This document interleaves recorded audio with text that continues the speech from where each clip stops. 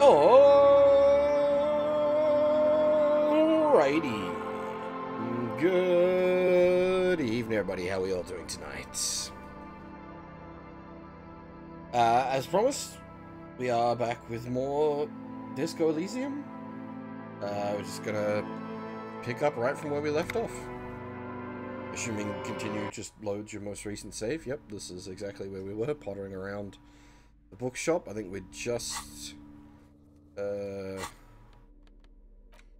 map, but we hadn't actually clicked on it yet.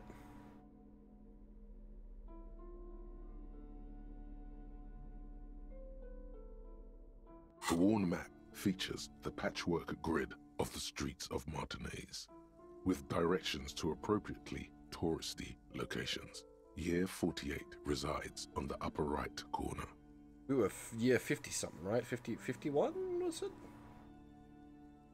Your finger moves through the various streets, across Rue de Saint-Ghislain and Rue Saint-Sipar, over Saint-Brun and Martinez North. Hey, Blackguard, how's it going? Finally, coming to a halt on the spot where you are currently standing, although the map gives no such indication itself. For a more detailed view of the map, go to your journal and select the Map tab. Oh, so, okay, it isn't just a proper map. That's handy, at least. Okay. Yeah, because there was this part before, but it didn't have... Yeah, okay.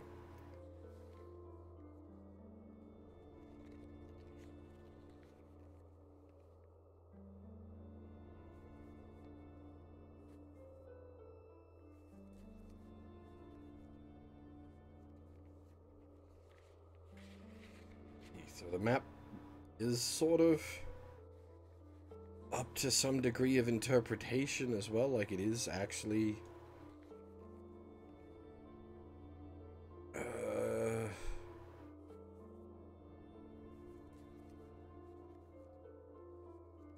slightly abstract.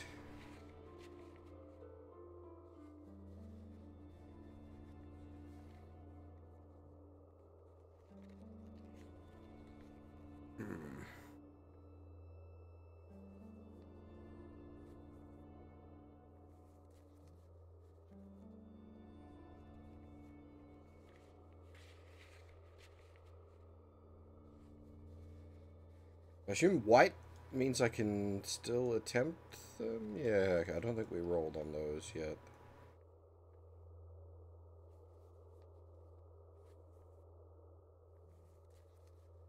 That does not want to play nice, alrighty.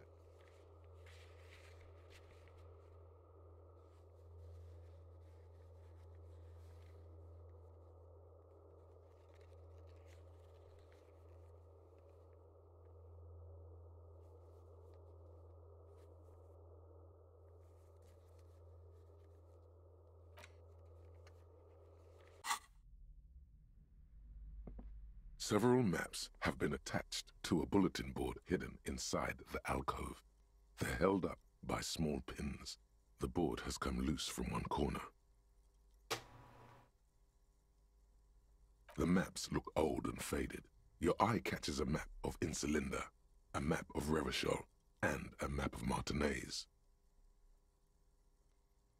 The north coast of a verdant island is shattered by the delta of a river. It is the River Esperance. Countless bridges put the shards back together, connecting city blocks to river islands. La Delta says a great artificial heart in the center, teeming with life forms and construction. To the east, rolling hillsides, Le Jardin, Stella Marie, the suburbs of Saint-Baptiste, swallowed up into the megacity. They sound rich to you. This is Revachol East. Houdon, it's somewhere to live. Not bad. Then there's Jamrock. It's bad. People shouldn't live there, but they do. Then Faubourg. It's almost as bad, and much larger. Then Coal City. It's the worst. It's so small you can't even see it on the map. No, wait. There it is, north of Jamrock, The strip of coast next to the Greater Revachol Industrial Harbor. It looks downright despondent. It's almost Coal City, to be honest. No, this is somewhere to be. This is all you have, but it's still something. Streets and sodium lights, the sky, the world, you're still alive.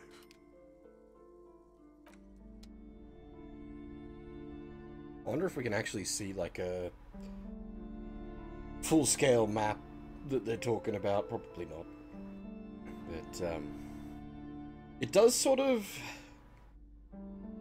how to put it, the whole, like, the people that made this game effectively being booted out of their own company, it adds a bit of, like, feels bad, man, when you sort of see how much background detail there is to their worlds.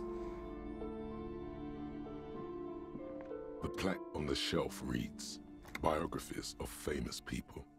You see a large variety of names, none of which ring a bell. Browsing through all the books with all their names makes your head spin. None of these seem important or relevant. It's all just vapid egoism. Suddenly, a particularly odd title catches your eye. It reads, High Speed Love, the tragic true love story of Jacob Irv and Alfie Delatraz, by one Cecilia Averbrook. High Speed Love chronicles the romance between two of the finest tip-top tourney racers in history. One of them is the madcap driver, Jacob Irv. His blonde mane graces the cover. Next to Irv's life story, you see a slim biography of an Occidental rock star called the Anti-Star. He's famous for shooting morphine into one of his eyeballs and cocaine into the other.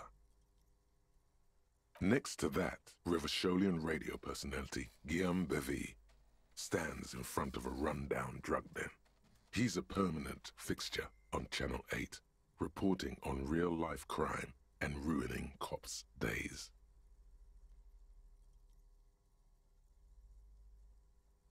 I really must insist you buy one of the books.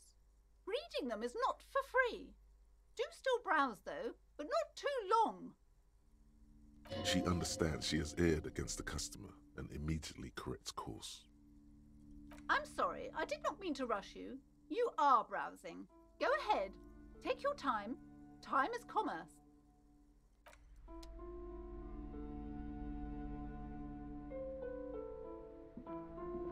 Much as I'd love to pick one of the books up, we have Shelves filled to the brim. $2.69.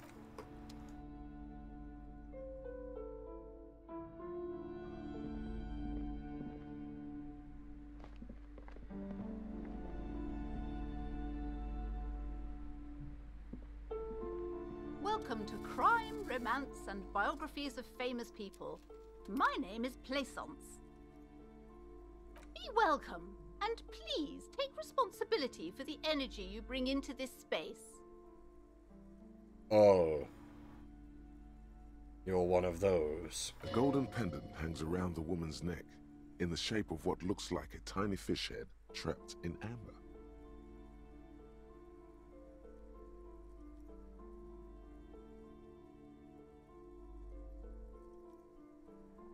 A curious pendant you're wearing. Oh yes, helps to have an anchor in these times.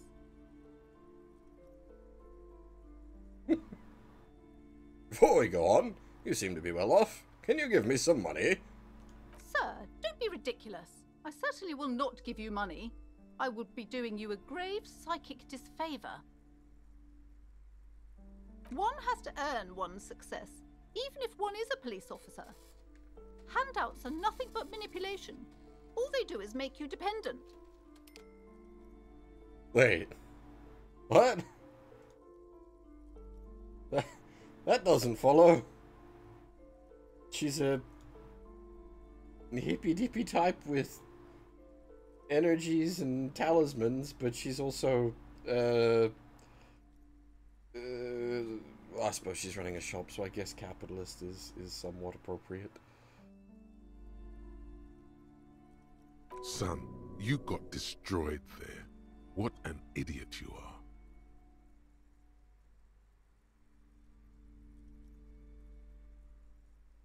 So, are you the owner of this store? The proudest owner of our little shop of culture. She has fine-tuned her voice to find the most welcoming approach for attracting new customers. It doesn't work.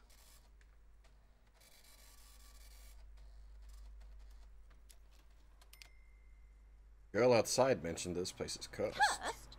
Who said that? Annette? I will have a word with her. This place is not cursed. It has a robustly magnetic energy. Good for commercial activity. My business is thriving, sir. Your daughter is the one standing outside the store, right? Annette, yes, my daughter. I hope she wasn't slacking off again with her nose in science fiction. Tell me, was she at her post doing her job like a proper girl? Yes, of course. Wonderful. Did you talk to her? Yes. Great. On a scale of 1 to 10, how compelled were you to buy books after talking with her? Her opinion of her daughter depends on how well she lured you into the store.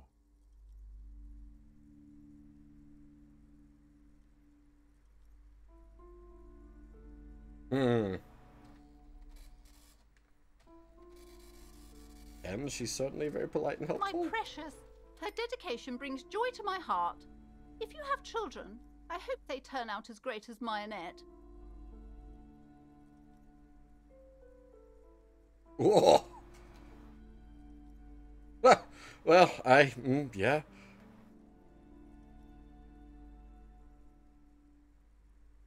Can we have, like, somewhat of a free market, but without the child labor?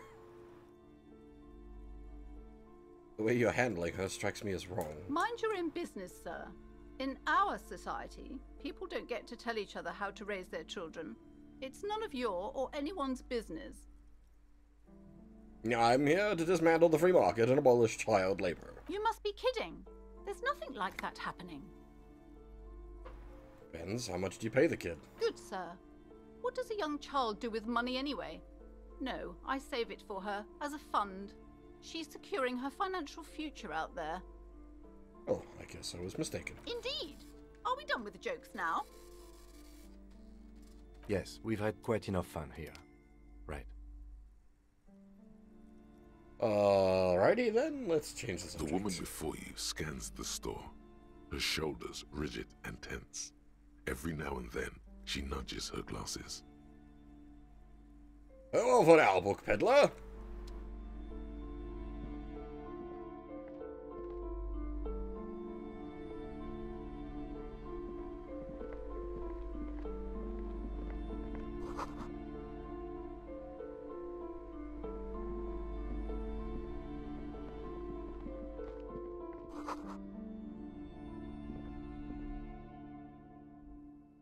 Molten candy? Has been sitting in the window, I guess?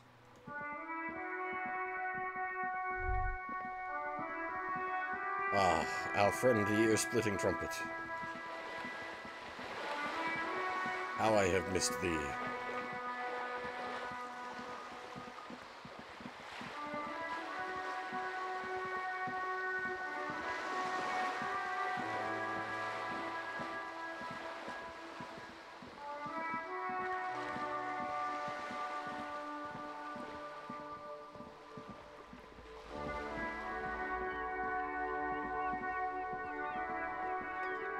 A sturdy metal door guards the southwest entrance to the apartment building. It's locked. The door rattles against your knuckles, but there's no response. The door rattles again, but this time you hear an elderly woman's voice calling out from inside. Stop banging on the door! I'm not letting any more strangers police, open up! inside. The police? Everyone knows the police don't come round here. I'm not joking. No, I already told you. I won't be responsible for any more strangers getting into the building. Go check the backyard door. Maybe someone there will. Backyard door? There must be another entrance to the east.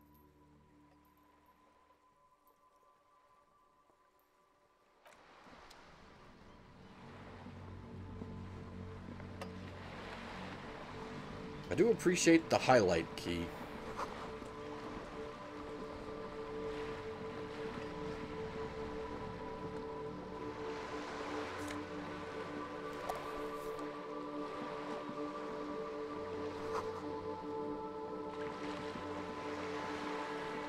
Also, like, how to word this? The, like, primary point of delivery for this game is its writing, which is phenomenal, but, like, its art is also goddamn fantastic.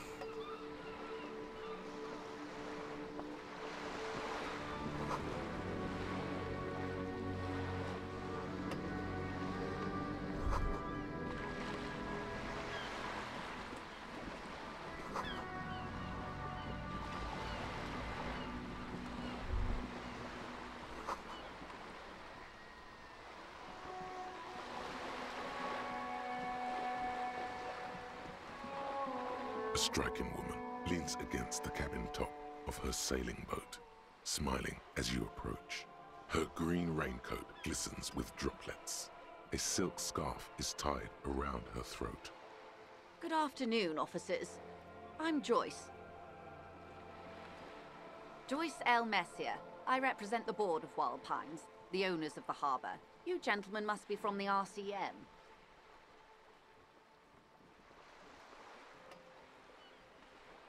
They did not leave, bro. They were forced out. It's, yeah, causing a bit of drama at the moment, unfortunately. Really bad timing on my part.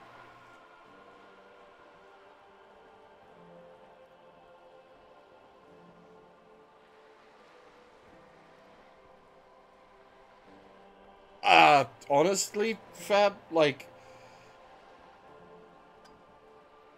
if all the, like, key staff are gone, it's, yeah, like,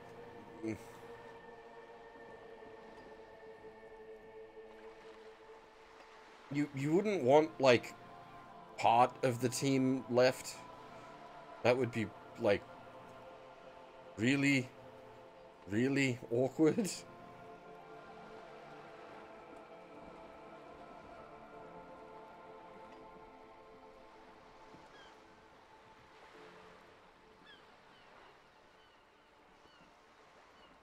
As for, like, finding this lady, I think she'd been mentioned a couple of times. And we noticed her when we wandered over here a while back. I just didn't talk to her at that point.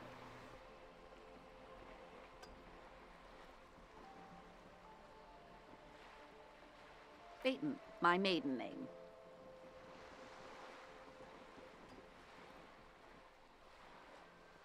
Yeah, it's a bit of a blow that, like, they've effectively lost the rights to this world they've created. That's, like, that's brutal. I can't imagine how, like, demoralizing that's got to be.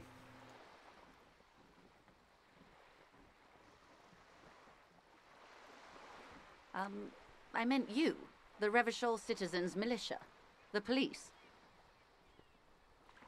I'm glad to see you here. I was dispatched to handle a strike, not a lynching. Anything I can do to assist the RCM in this matter, I will, gladly. That is good to hear, madame. My colleague will take the lead on this interview. I should let you know that he is recovering from an unusual medical episode. Very unusual. But I can assure you of his ultimate competency. How interesting. I wish you a swift recovery. In the meanwhile, you have my full cooperation, and the full cooperation of the Wild Pines group. It does occur to me that, like, expected playtime of this might be very long. Because, like, playtime estimates are probably based on, like, initial playthroughs of the game, which didn't have full voice acting, so it would be, like, reading speed sets playtime.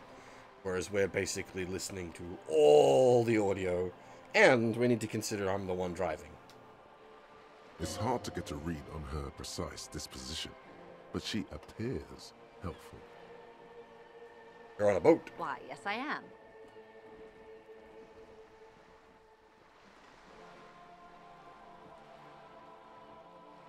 Does she have a name? The boat? No. It is called Core de Lady. 19 because that's the type of sloop it is. The word "it" feels strange. Such a beautiful boat deserves a proper name.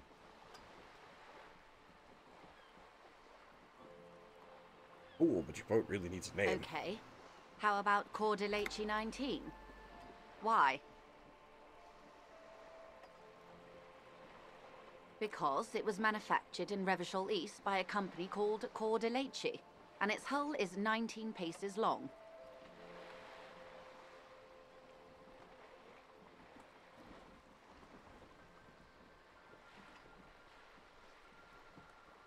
How about Dolores? Why Dolores? I don't know. Feels pretty. Well, it means nothing to me. I think I'll stick with the factory name. But thank you for the suggestion. How do you like My it? sloop? I like it a lot. It's the eel's hips, baby. Ah! I'm enjoying this part of the interview. It has so little to do with the murder we're investigating. Hey, thank you for your contribution, Kim. I really do, the lieutenant thinks. Is she thrown off yet? He's looking at the woman, assessing her. Not a lot of people on course there boats are. out there. We're on an archipelago. How else are you supposed to get around? Wait, we're on an archipelago? Yes, we are. We are on Le Caillou.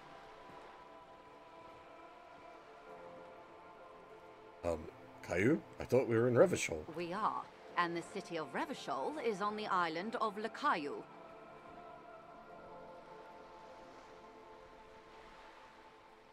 Still, haven't seen anyone else sail around here. I haven't seen anyone else drive a souped-up Capri Kenema motor carriage either. Actually, that motor carriage has been specially issued to serve as a patrol and pursuit vehicle. It's for crossing long distances in the greater Revachol industrial harbor. It's not a toy. Neither is this. A toy, I mean. It's a machine for crossing long distances in the Bay of Revachol, between the city and the islands. She's having a good time arguing against the law. Too good, perhaps.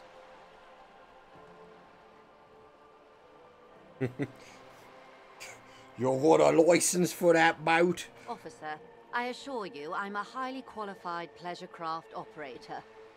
The crowns of her teeth are porcelain, white as the boat's hull as she smiles. Qualified pleasure craft operator. So charming. Where's the damn license? Can I see your I license? just renewed its safety inspection last month, officers. It is completely seaworthy. In fact, it's taken part in not one, but two insulindic regattas. Even finished once. You'll need to see the license, ma'am. Actually, you don't. Pretty sure I do. I police. It is a little known fact among those who police that the Wayfarer Act specifically denies the RCM the authority to demand anyone's operator license.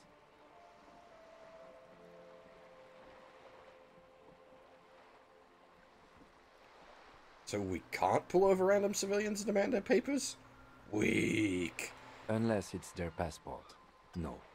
Do you want to ask for the lady's passport? You need to save face if you want her respect. Demand that passport. This spot. Of course.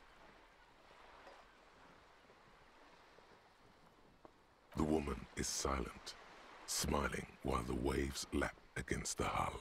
In your hand, under the plastic, a light blue passport saying, Republic of Vespa.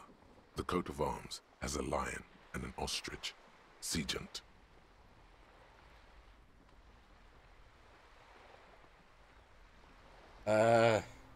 Feel like I need some papers, please.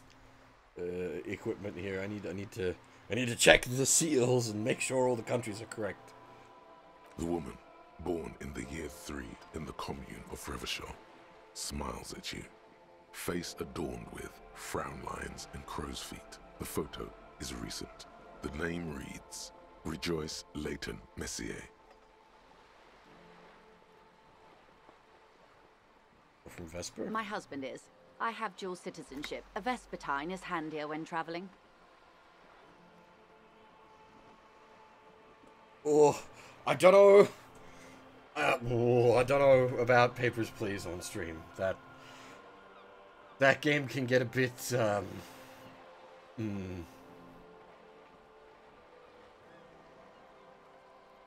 would need much brain power.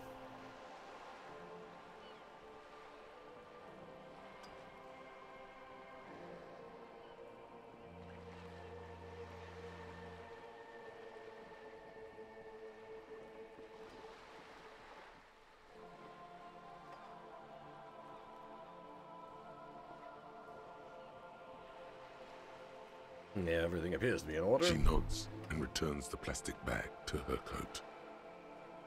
Think I have a handle on the boat thing? Good.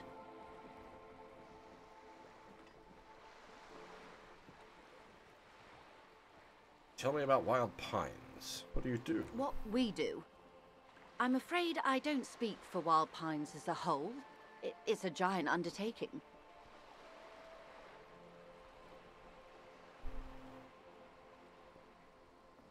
What do they do? The Pines' core competency is logistics. Container shipping, freight, that sort of thing. See those airships there, blinking? Those are the shipping side of things.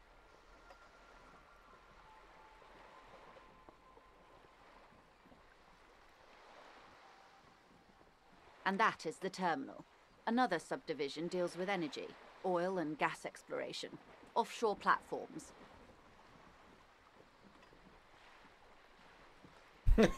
How much money does Wild I'm Pines not at have? liberty to discuss the company balance sheet, but I can tell you that last year, the company booked more than 20 billion real in revenue.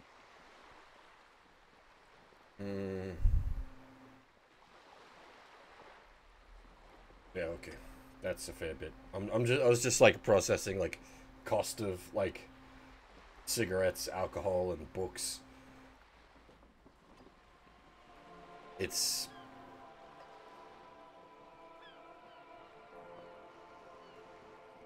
fairly like American range, I'd say. It's thus far on prices. $1 billion?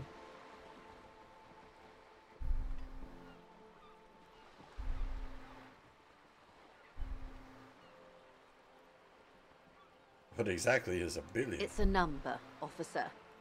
A big one. What's it made of? It's made of 1,000 millions. A million is made of 1,000 thousands.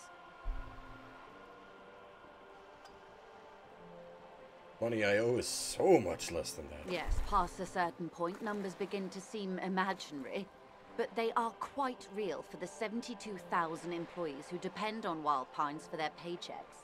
Big company. A conglomerate the size of Wild Pines is like a shark. If it stops moving and growing, it will die. Then what becomes of those 72,000 families? It is a tremendous responsibility.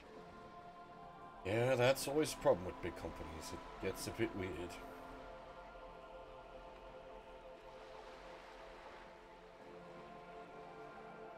Where does Wild Pines get all these billions? They started as an exploration and cargo fleet conducting trade between the Samaran and Insulindian Isolas 250 years ago, when pine ships explored the South Seminese and charted Lomantang on behalf of the suzerain.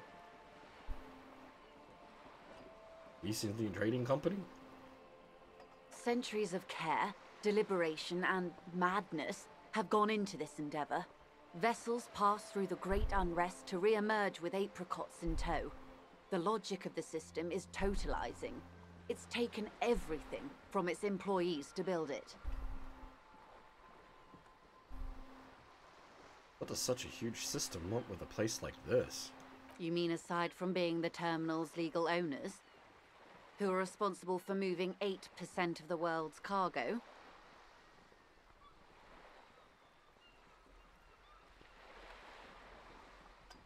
8% of all cargo in the world? That's quite the endeavor indeed. There are no minor cogs in the system. Each terminal must be accounted for, lest the entire system break. Every hiccup in such a system means thousands lose their jobs, the world over. I'm here to assure that doesn't happen. With your help, hopefully, says her warm tone. What can you tell me about this strike? Everything. Right up to, but not including, trade secrets. Wait, what if I want to hear about Trade secrets. First, you'd have to repeal the Emergencies Act of Trade in Elements that gives me the right to silence. It's quite the octopus. An octopus? I'll slay it. Good luck is only kept in place by the vested interests of half the civilized world, including your own. What the ma'am means is that the Emergencies Act and the RCM both get their authority from the coalition government. But I am derailing us. You wanted to know about the strike.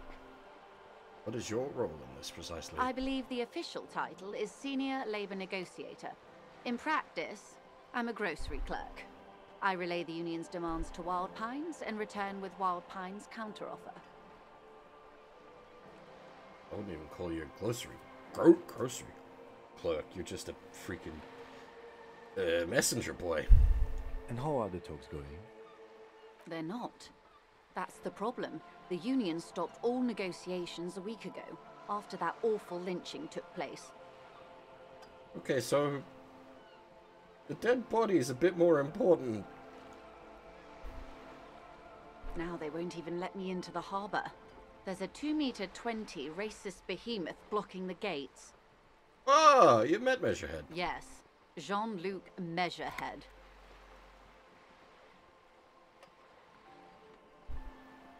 How were the talks going before the lynching? Let's say I was not making the kind of progress I'd hoped for when I first arrived. And when did you first arrive? I arrived 3 weeks ago. Yes, in the middle of February. The bay was still partially frozen then. I prefer to do these things on site, like the RCM. But the strike began in December. I wasn't the original negotiator here. I took over after Mr. Gaumont hit a wall with Mr. Clare, the union boss. Mr. Clare refused to speak with Gaumont despite concessions he'd granted the union in prior negotiations. This isn't the first time the union has gone on strike. Heavens no. There have been 2 prior strikes. Both times the union won significant concessions, including overtime pay and a medical plan. This time their demands are more, I guess you could say, aggressive. I mean, overtime pay and medical seems like it should be standard anyway. I suppose that's the point of the union, to argue for that kind of stuff, but really, that should be built in.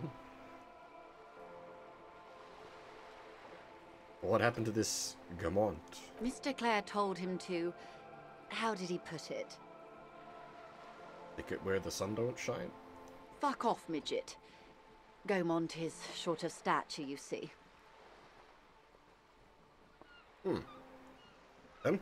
Yes. Keep in mind, this is a negotiator Mr. Clare has worked with before, and who was more than fair with him and the union. Sounds like usual aggressive posturing. What are their demands? There are leaflets everywhere, and banners. What did they say again? Oh yes. Every worker, a member of the board. Okay, that's one of those. That ain't gonna fly, friend. It's a good concept, but yeah, it doesn't work in practice.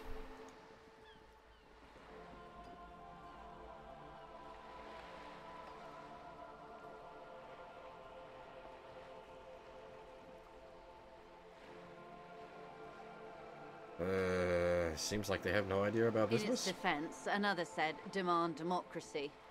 Pretty tame stuff compared to every worker, a member of the board. These are some pretty, like, abstract demands.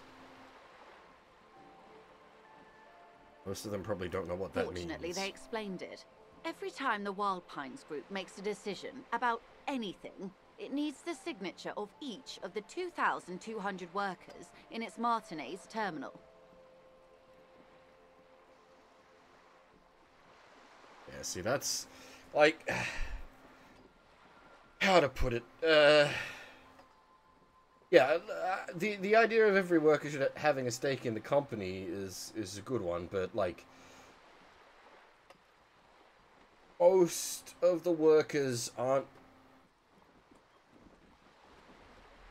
like, you don't want them passing decisions in a lot of cases because they're not going to have the knowledge or expertise to make an informed decision.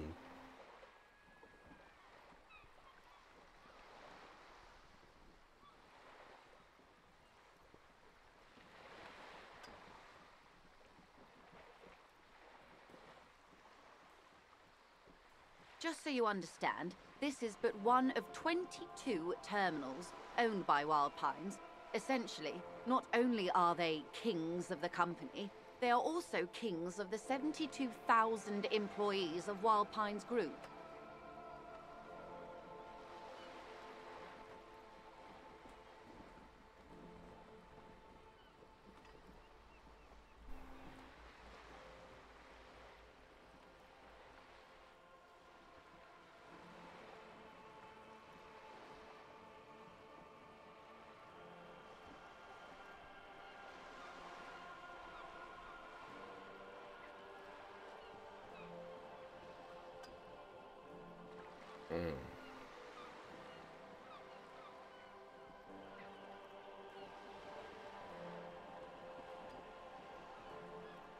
See, having like a single head entity is no good either, because you hit the same problem of like one person running everything.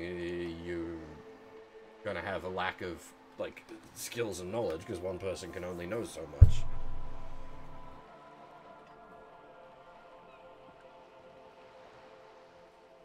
They're having a blast. But how can they afford it? After 4 months, my assumption was they would prefer a more practical solution.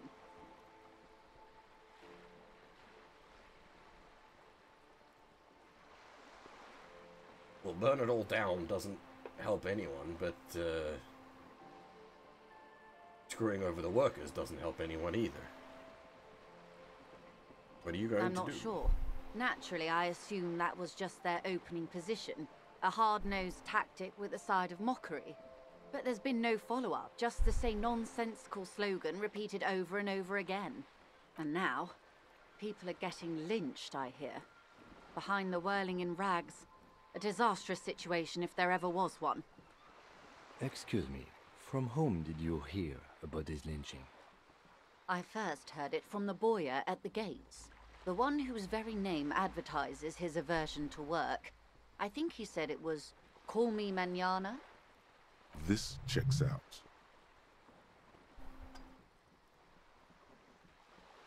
Oh, whoa, whoa, getting spicy.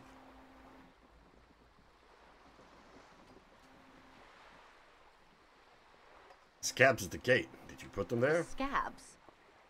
You mean the huddled masses of Jamrock, come to plead for work where the Union refuses to? If they were organized by Wild Pines or its affiliates, then it would be a company secret. I could not share it with you. Not right now, at least. It's implied. She's open to discussing this matter with you That's at a interesting. later occasion. Very interesting. Tell me about this Union boss, Mr. Clare. Everard Clare is a man of the utmost integrity. If you can say one thing about him, it's that he always puts the interests of the workers first. Really? Of course not. Everard is fantastically corrupt. I imagine he has a thick, viscous goo where you and I have blood. Is he that bad? He is the most corrupt individual I have ever seen, and I deal with men like him for a living. If there is anyone more venal, more irredeemably nepotistic, then it's his twin brother, Edgar. There's two of them? Yes, Edgar looks exactly like his brother, except for that lazy eye. He also talks exactly like Everard does, and when one's term as foreman is up, the other takes over. That seems... It's how they circumvent the term limits, you see, with a funny little switcheroo. While in office, they've embezzled God knows how much of their workers' dues. about the Union itself outside the Brothers. The Debardeurs Union was once a perfectly normal institution. 20 years ago, anyway. It must not have been easy to establish under the Emergency Act, but they did it. I can respect that. Organized labor at its best, as they say. Then something happened in the local chapter elections. The Brothers Clare came and transformed it into a how do you say? A mob. The debardeurs are a crime syndicate. Sad as it may be, I suspect we'll be forced to cooperate with them. Refreshingly honest, officer. The company has tried appeasing in the past, but I'm afraid our concessions have only emboldened Everard and his brother. And your opinion, detective, if I may ask? I'm a curious and talkative person, you see. Would you say the Debardeurs Union is...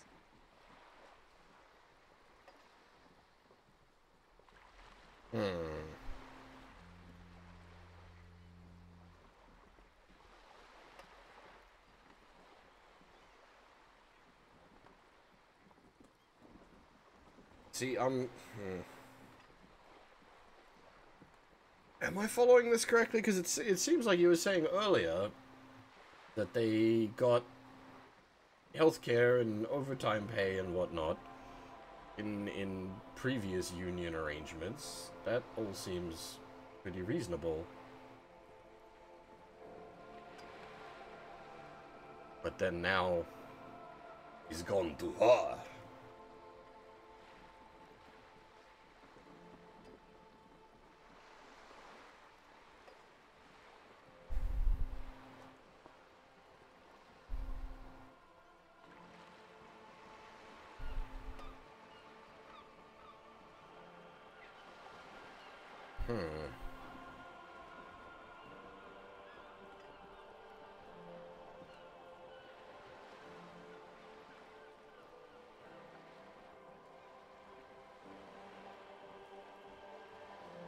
I mean, it is effectively a socialist mob, but that's a descriptor rather than an insult or praise. It depends on how you take that.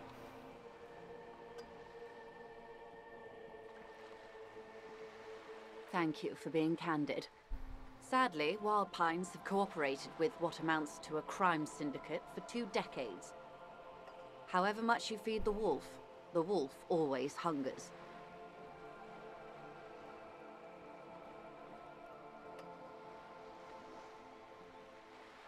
Mostly at the moment, Fab, it seems to be a case of everyone is shit. Which I suppose is an accurate depiction of humanity.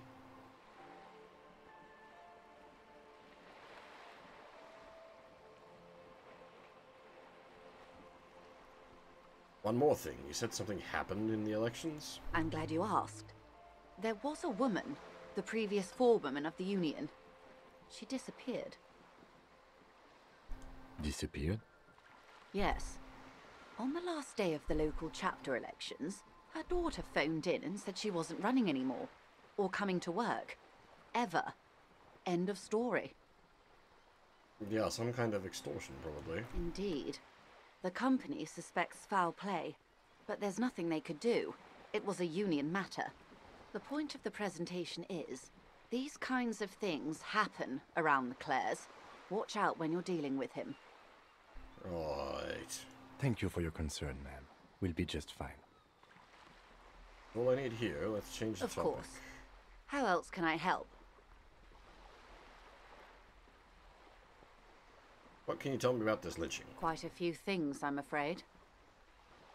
The information I'm to share with you includes sensitive trade secrets. For the sake of my employer, I have to ask for your names and badge numbers. Of course, ma'am. We should have introduced ourselves. I am Lieutenant Kitsuragi from Precinct 57. And this is my colleague from Precinct 41. I'm afraid he doesn't have his badge at the moment. I hope mine will suffice. How curious. Why is that, Detective? Mother of all parties. Awkwardness washes over the conversation. The woman doesn't like this turn of events.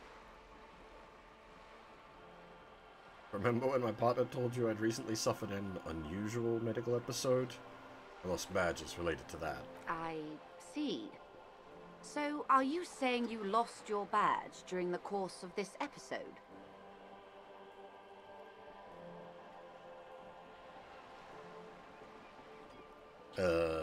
Yes?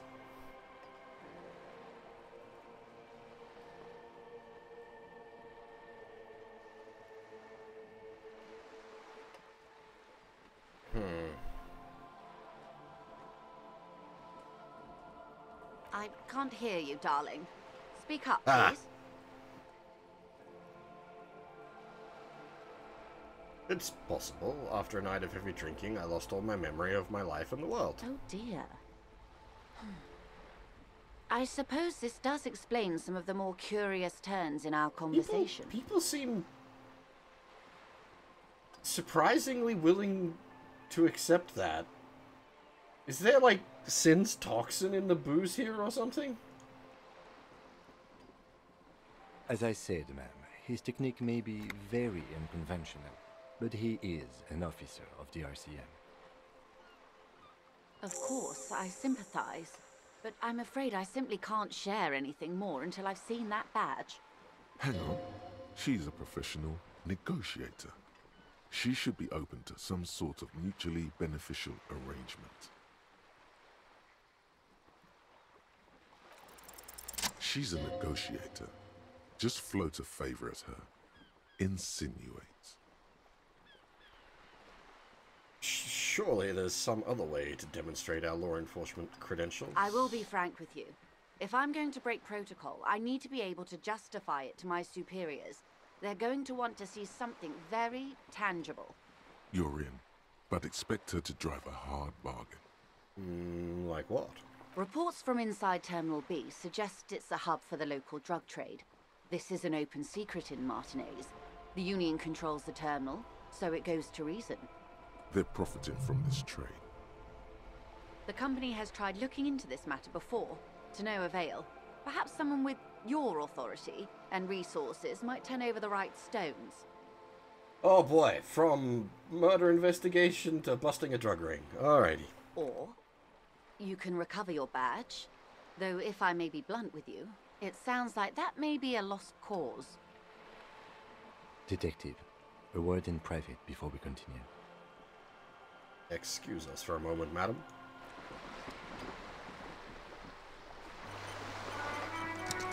This is not going quite as I hoped it would, Detective. How did you hope it Honestly, would go? I was expecting you to use your unorthodox technique to keep her off balance, and not volunteer us to be her henchmen. Oh, so we're her henchmen This now? woman is running circles around us. She might have known about your misplaced badge all along, or she's simply an adept improviser. Either way, we've played straight into her hands. He doesn't let it show, but there is a limit to how much the consequences of your unprofessional behavior can cost the investigation.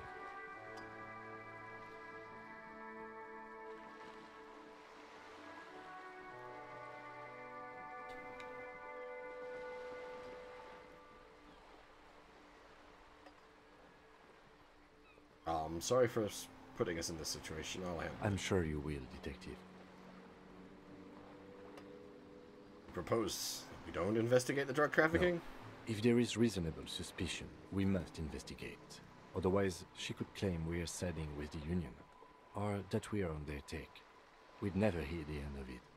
What I propose is, we ask her, then we investigate, briefly. But do not share the outcome of this investigation with her.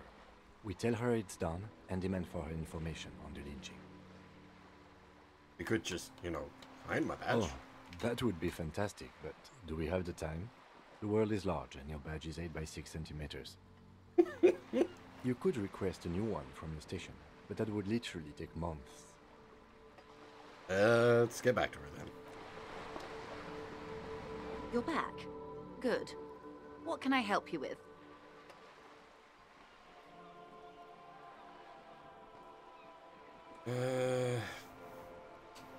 You seem rich. Can I have some money? Is what you want to say, but it isn't that easy, is Why not? it?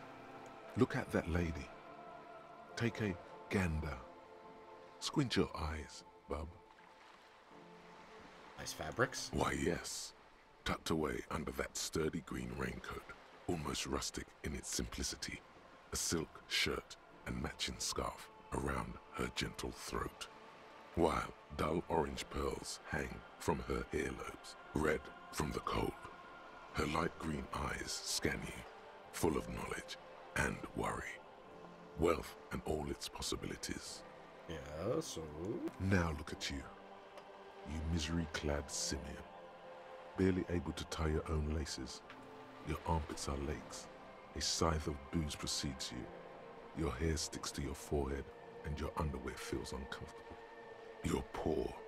Poor as balls. You can't ask this person for money. You're too...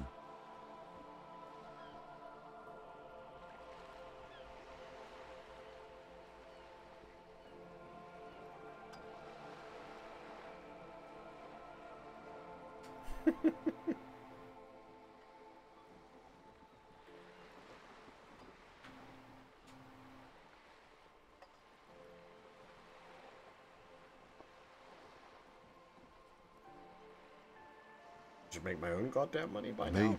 you could ask her for some stock tips. That's a maybe. Or a job. But you're sure as hell too ashamed to ask for cash, buddy. Oh God, the lieutenant is here too. Do not dishonor the force. As I was saying, if there's any way I may be of assistance, please don't hesitate to ask.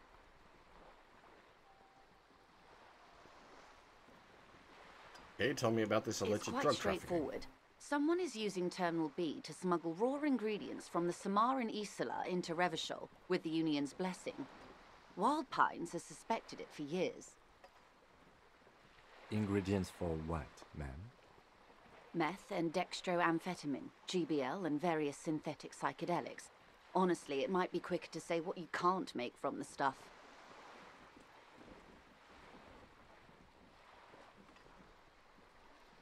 Let me get this straight. The materials come from Samara to Revachol through the terminal? Yes. After they clear the terminal, we lose track. The actual production is taking place at various sites in and around Jamrock Quarter, north of here. Wild Pine seems to be well apprised of the local drug trade, ma'am. Do you mean to say the Union also produces the product? Sells drugs, I mean? We're in logistics. It's our business to know. And no. As far as the company knows, the Union does not produce it. They transport the ingredients for a cut. And you want us to investigate? Yes, but you won't get anything out of Evrat and the Dock Workers Union. Still, every chain has its weak link. Am I gonna need bolt cutters for this? Unlikely, officer. I'm talking about the lorries. Once the ingredients reach Jamrock, they're distributed to a network of local manufacturers, well beyond our grasp. But in transit, they may be vulnerable. Oh! Perhaps you've noticed that a number of lorries are tangled in a traffic jam at the roundabout just now. Interview the drivers who are still hanging about. One of them might be waiting for a crucial shipment. We kind of implied already that he was running drugs, but didn't have any reason to do so. It was just a line of conversation I went down.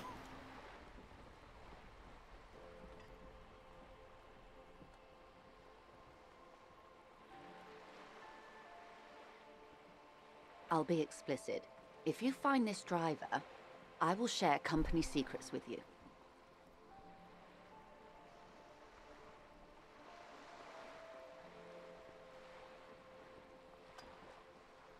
What proof do you have that the Union is involved? How do you think they're financing this strike?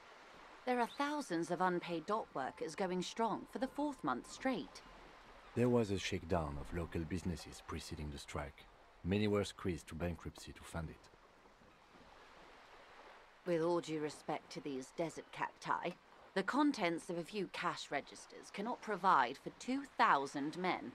The local businesses can scarcely provide for themselves. Do you think the strike is being funded with forced ingredients for drugs? Precisely.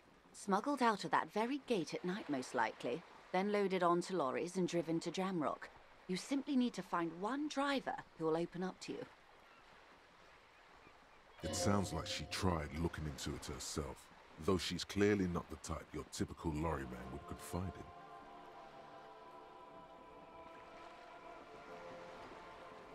It's no coincidence the lorries are stranded there like that, is it? No. We asked East Motor Track to raise the drawbridge. The road company is a partner of one of our subsidiaries. However, this is a limited time opportunity. Once the complaint has been processed by the Trade Committee, they'll have no choice but to lower the drawbridge, and the operation will continue. Thousands of liters of raw ingredients will pour onto the streets of Revachol. Not the east across the river, but the west. The vulnerable, the weary. Well, at least this solves one mystery. What is that, Lieutenant? Why I had to call East Motortract and beg them to open a drawbridge for me. I'd wondered since I first drove in, on my motor carriage. I am sorry for the inconvenience, Lieutenant Kisaragi, but we need them trapped here. This is a unique opportunity. I'm sure you understand. Why didn't you come to the RCM earlier? We did. On more than one occasion. Apparently, there's some sort of inter-precinct disagreement about whose jurisdiction this area falls under. Right. We know the company has launched its own probe into the Union's alleged involvement. We also know it's come up empty. It's not just the RCM. No one's been able to find any hard evidence. Well, here's your chance, officers. Okay, I've made up my mind about the smuggling Yes? investigation.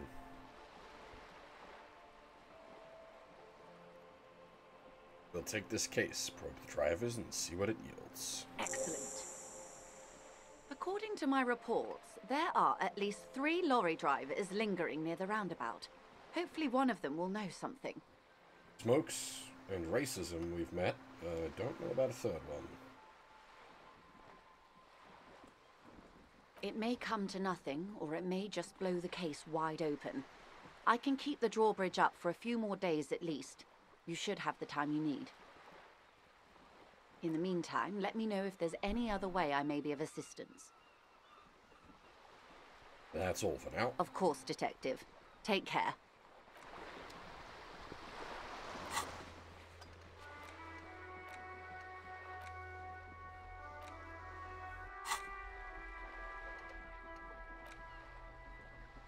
Another mental thingy. 15th Indo tribe.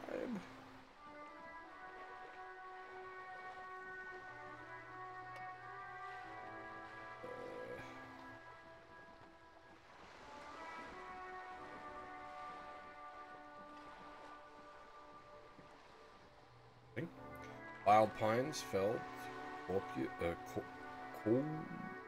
Copris, Tricentennial Villas, and Asale. Names of Revacholian Indo-tribes spring into your head, set loose at the mention of Wild Pines. Royal monopolies, octopuses and swordfish, most of them gone now.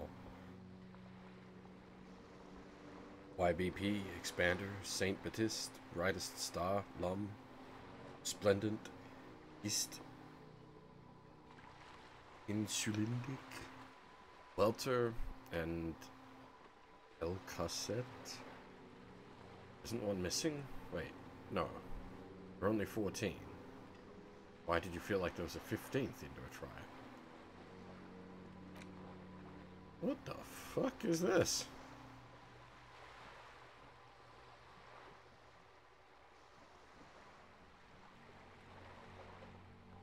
Six hours!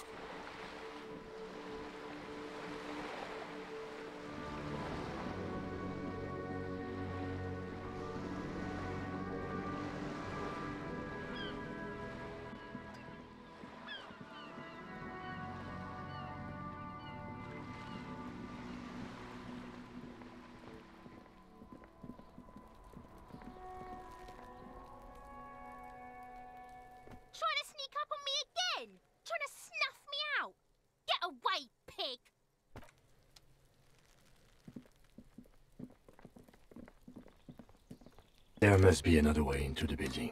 Oh, okay, that's that weird voice clip again.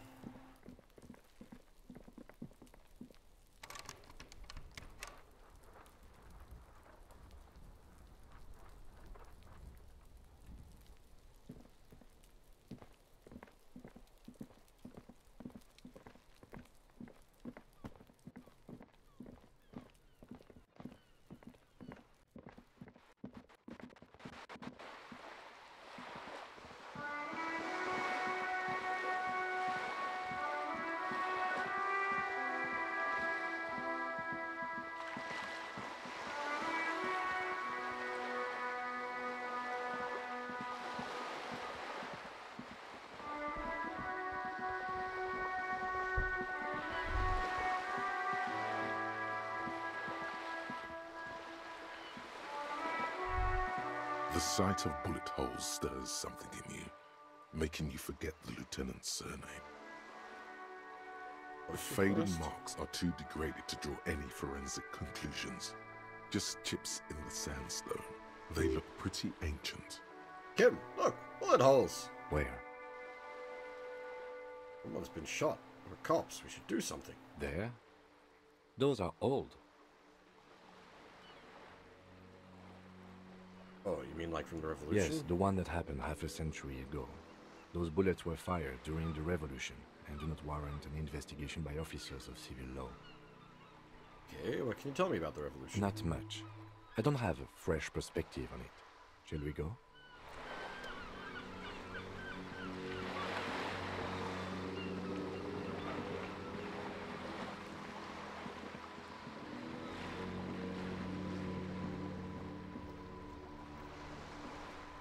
Have you no shame? Whining about your back every time you bring out the measuring tape. René, you're a man with a fork in a world of soup. Please, let's just try to enjoy the game, all right? I'm trying to, but you keep breaking my concentration. You're old. I can see that. We're both old. Now stop grabbing your ass like it's a girl. Ah! These manly men are playing balls. This is a ball game. Grab a ball and play it. Don't ask questions. Shoot first. Ask questions never. Ask what the game is first? No, you got this. There's the ball. You're the game.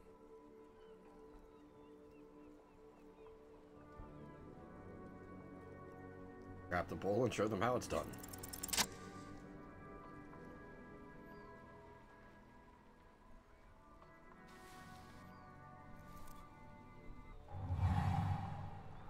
You are immediately surprised by the ball's lack of weight. No matter, you'll make it work.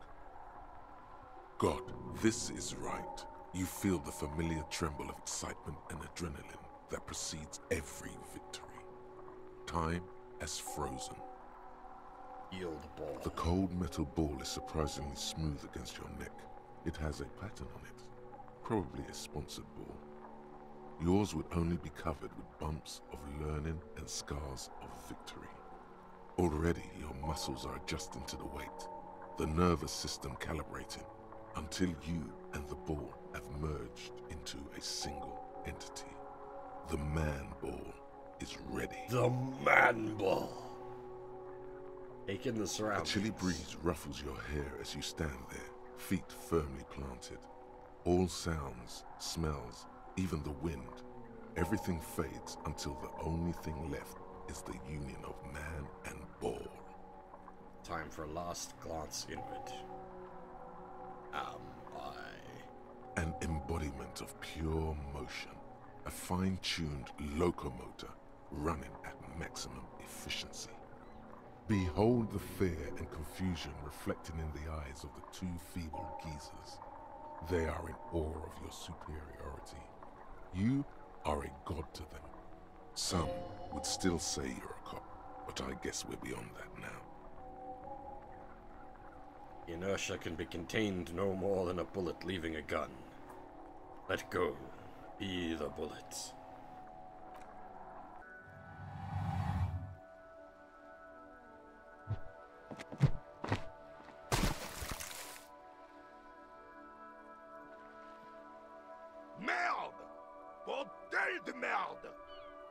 It wasn't mid. The shot was at least 23 meters, probably 24 and then some. Nothing to be embarrassed about. What the hell is your problem?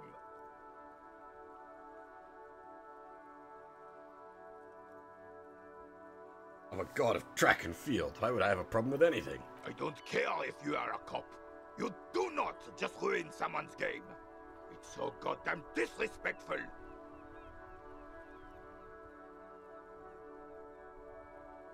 Is it the one where like you got the little ball and the person with the most balls closest to the little ball wins? You throw your balls in to knock their balls out and position your ball in closest.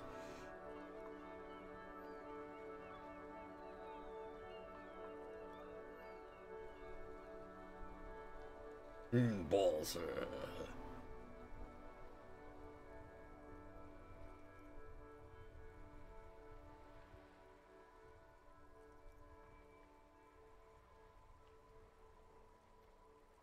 But yes, we played shot put with balls, basically.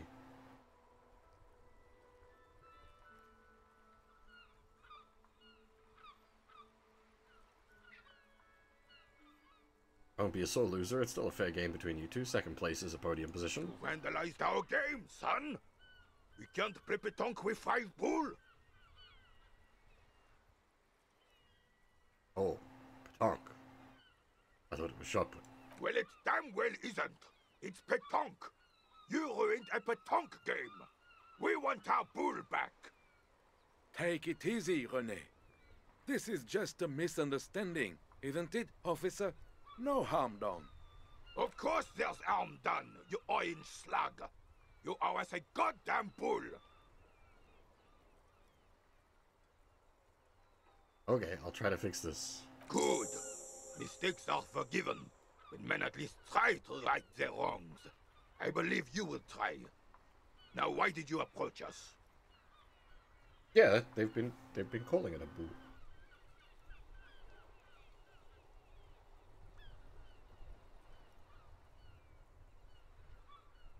Just talk. It'll smooth things over. Old people like attention.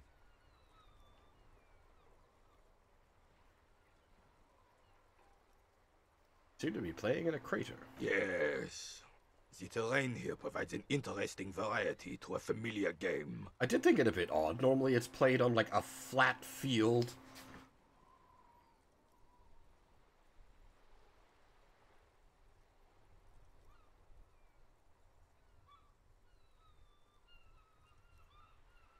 Was it made by a sea monster rising from the depths? No. It was left by heavy artillery fire. Crater left by artillery fire. Why? Why what? I was heavy artillery. Because used. that's what happens when communists hijack your country, execute your supreme leadership, and turn your capital into a slaughterhouse. You use heavy ordnance to clean up your home. Who are the communards again? Commies, communists, socialists, anarchists, call them what you like. They just chose the name to feel special. Senseless sentimentality. Did you use artillery fire against them? Sadly, no. It was the foreigners who brought them to their knees. We fought valiantly.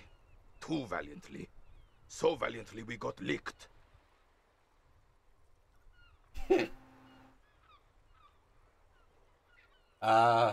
Yeah, I've played it a bunch.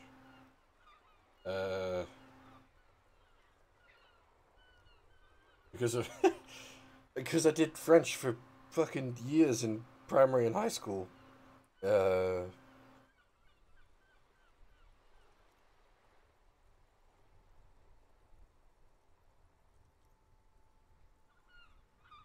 Should have fought dirty, like they did with their suicide sex cult propaganda and mad anarchist women strapped to shrapnel bombs. We didn't though, and we lacked caliber. God bless him, but the suzerain's cannons simply weren't big enough. Suicide sex cults?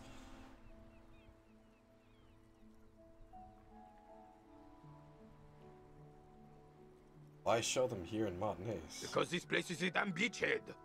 And too often they come is up first. Jed? Yes. The military coordinated amphibious landing to take back Revachol. He finds your lack of historic knowledge troubling, a sign of mental deterioration in the preceding generations. Martinez was used as one of the 3 footholds in Revachol during Operation Deathblow in '08. The other 2 are off in Stella Maris and the Delta.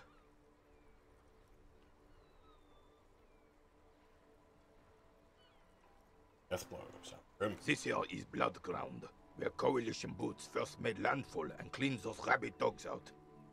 Most likely, we're playing pétanque on their mangled corpses. Blood ground. You got old René going there. Like he isn't hungry enough already. Hold on. Coalition? Don't get me wrong, officer. I hate those foreign dogs, but the enemy of my enemy and all that. They're the lesser evil. That explains all the war. Damn damage. right, son. They laid the fire of hell on the city before they stormed it. And it worked, too. The rest of the city got cleaned up, but Martinez they keep as a monument. And now the Union Socialists are practically running the place. Well, it's your own damn fault. You, we, the Coalition, Revachol, whoever you want to blame, never finished the job. Officially, the party never surrendered. Of course they still hold influence. You don't even begin to truly understand the players at the table, let alone the specific circumstances surrounding the... What do you think? Thinking men have opinions on these things. Present one.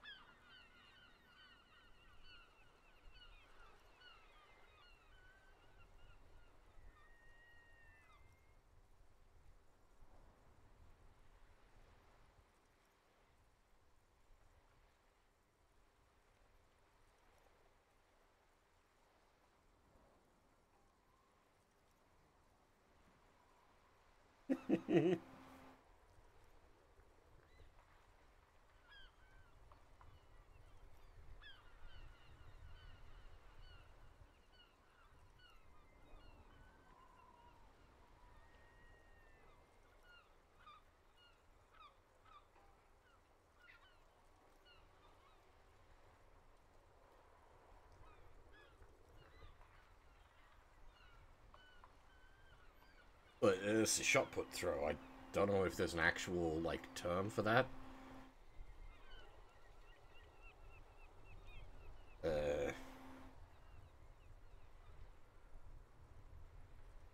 There's probably a term for that kind of throw. I usually just think of it as shot put.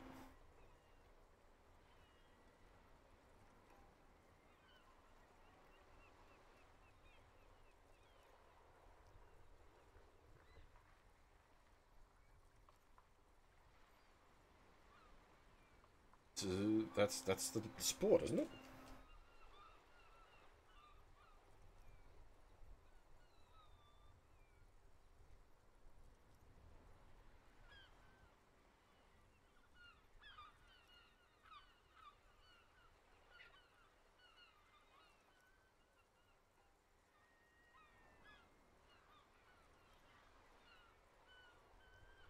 Like from the shoulder toss.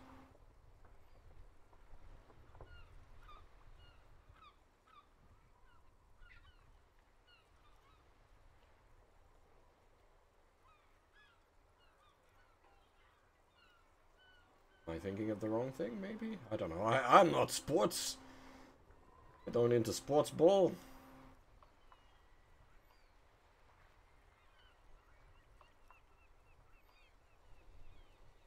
I'm sorry it had to be them. After 8 years of fighting those hyenas, boiling cats for food and drinking piss in the mountains, I would have preferred if the Right Honorable King Guillaume returned through Revachol.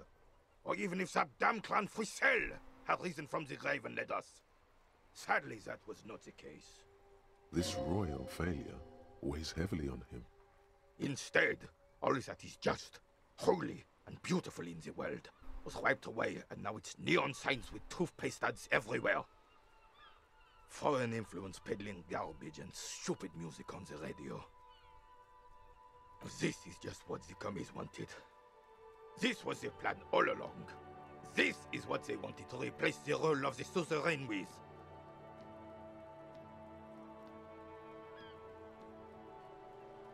How does Philippe III factor into this? It doesn't. That was 100 years ago. It got nothing to do with anything. Who is this Frisell? Damn Frisell. He was the king we couldn't protect. The Carabineers failed him, and the crown. He died in the hands of the Hyperlay, in a very public execution.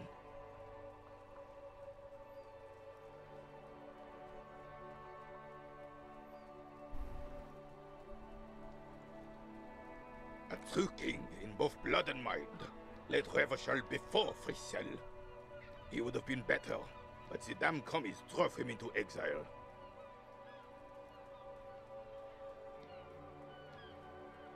What exactly is a suzerain? The suzerain is the king! Has everyone forgotten already?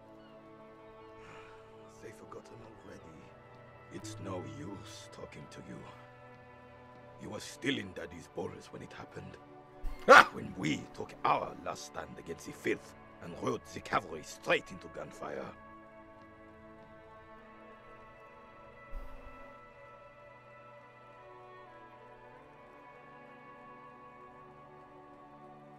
Do you know anything about a man hanged in the backyard of whirling in rags? Unfortunately, I don't.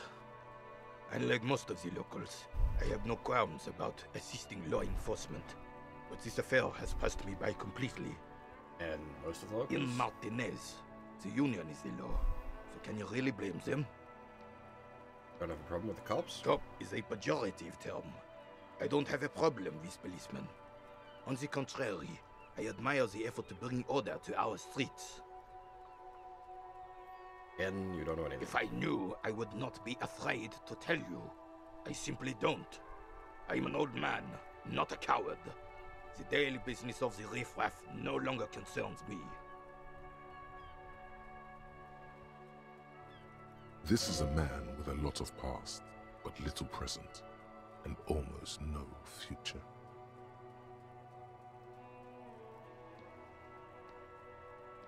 I saw a statue of Philip III near the roundabout. Yes! King Philip III, on his steed. A reminder of what Revachol once was. Oh, absolutely. At the mercy of a cocaine-snorting tyrant who emptied the treasury so he could sleep on a bed of gold. A superpower, feared and respected. A testament to what this country can be under the leadership of a true king. Someone who knows how to rule.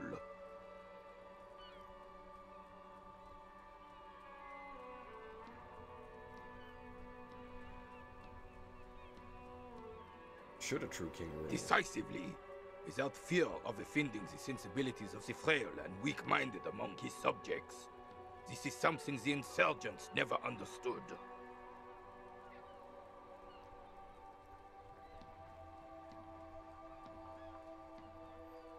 Seems to me a leader should take care of his people before himself. Nation is only as strong as its leader.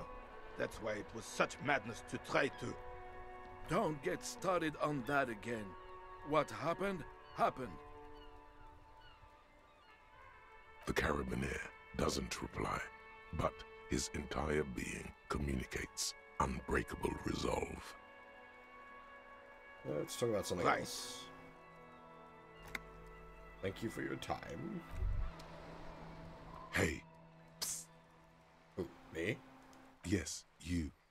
Word on the street is you're ready to start building communism again.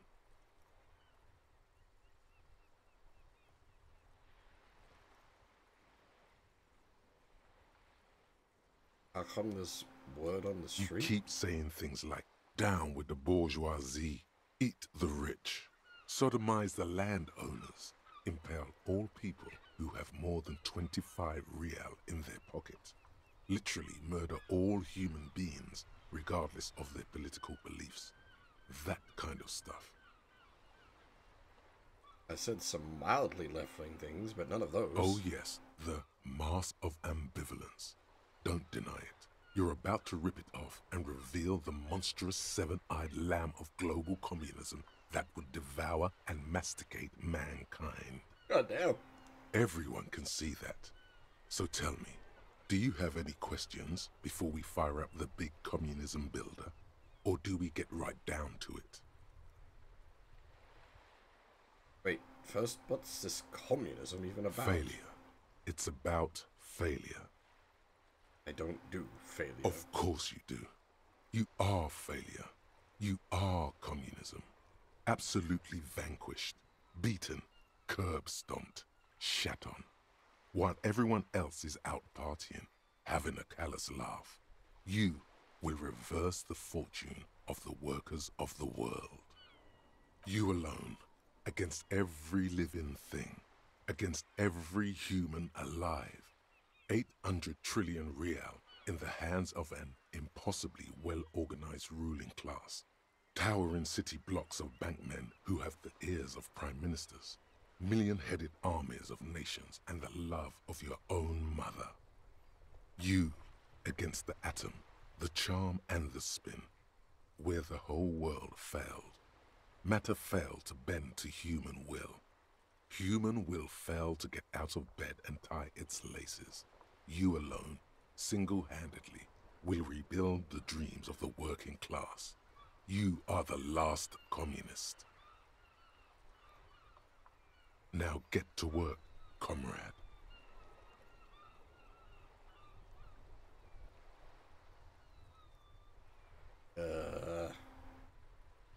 Too tiring? I don't have it in me.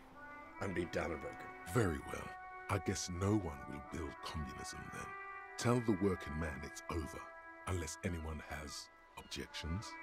Did someone mention cocaine? Are we doing cocaine? No. I'm sure I heard someone say cocainism. Anyone?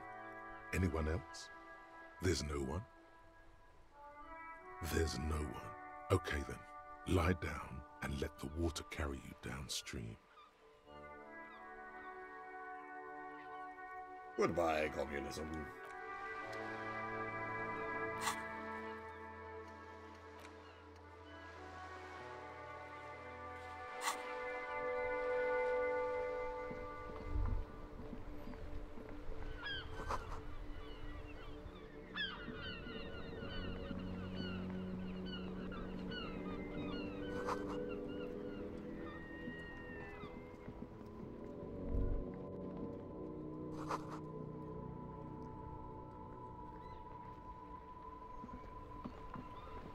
Hey, Zion, how's it going?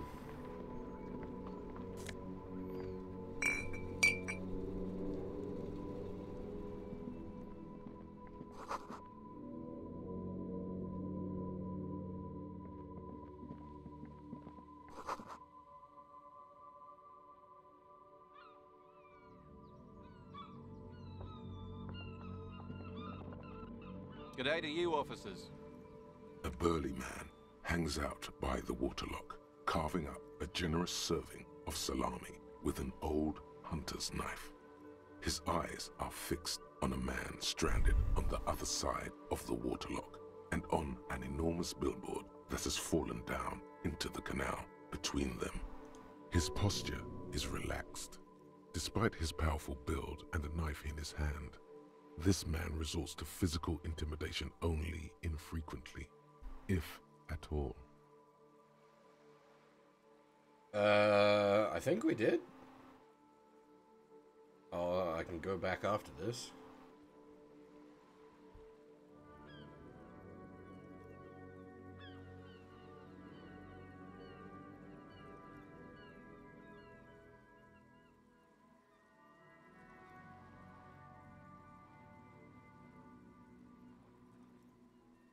You know what caused this wreckage? I wasn't here to witness it, but those look like tire tracks on that sign.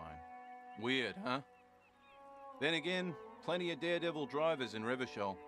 The words Daredevil Driver sound ominous to you. Too bad it also takes a year and a day to repair anything around here. Especially a waterlock. The rest of the coast is closed off till then.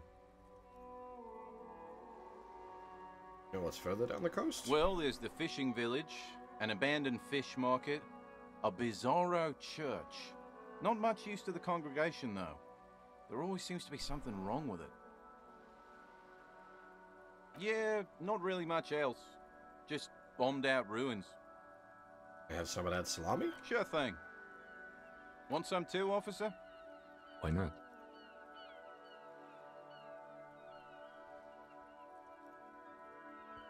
Wait. A couple of indicator lights are missing from this control panel. Loose wires dangle from the now vacant holes. In the middle is a lever. Beneath it, a small metal plaque. This panel usually closes the waterlock, turning it into a bridge that lets you cross the canal. But there's a crashed salmon and butter sign in the way. Pulling the lever probably won't do anything.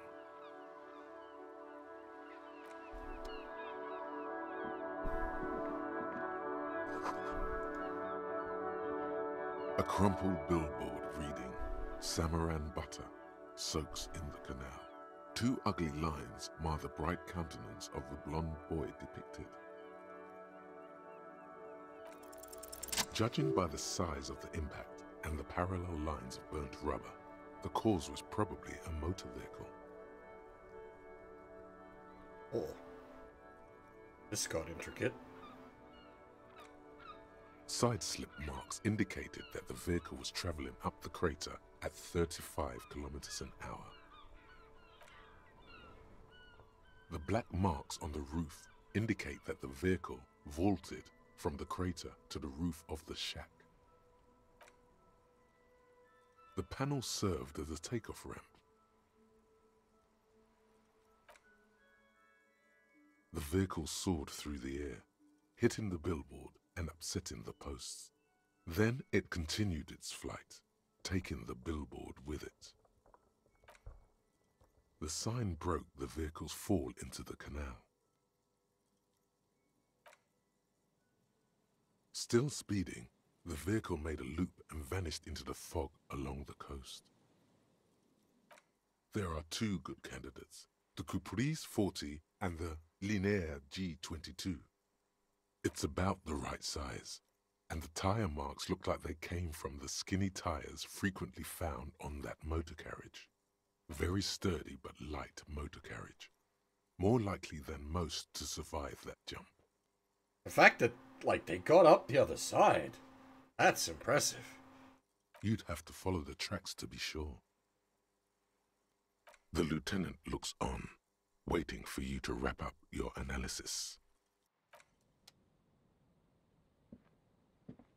Any theories about what happened here?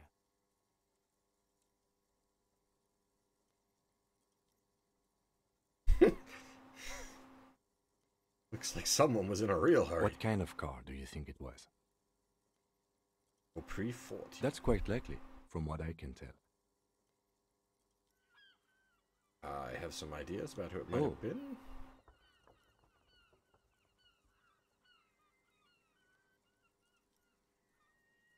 Someone dangerous. Perhaps this is somehow connected to the traffic hooliganism?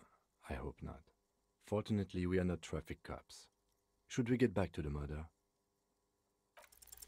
You've thought of a very touching story. It's shit, though. That's okay, I love shit stories. Well, you're in luck then. See, Kim, what happened here is the driver's is a man whose wife was about to give birth. Yes, this is good. This is very good. He's out drinking with his pals when he got news, and flushed with paternal pride, he got into his tree at once and raced to the clinic. Yes, that could very well have been it. Now let's move on. We're not traffic cops. Should bring this driver to justice. If we must. I'm not expecting him to get far with this, the lieutenant consoles himself.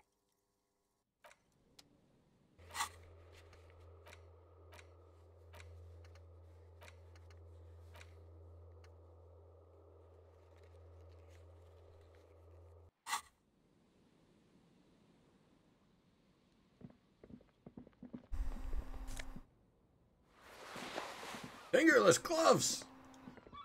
Oh, the height of fashion.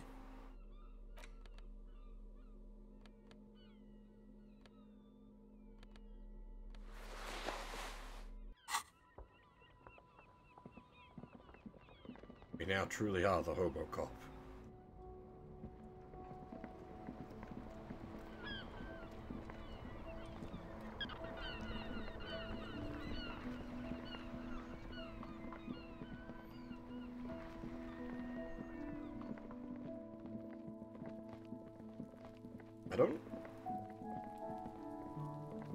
I don't know if, like, compressing our shit's gonna have helped, though. We're not gonna have anything to better pass this check. There he still is, looking right through you with his white eyes. The body below is entirely dedicated to that corpse smell. Emitting it is all it does now.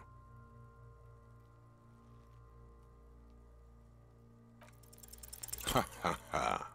Again, the corpse laughs at you, pus dripping from its mouth. You will never be able to hold it in. It's always too much.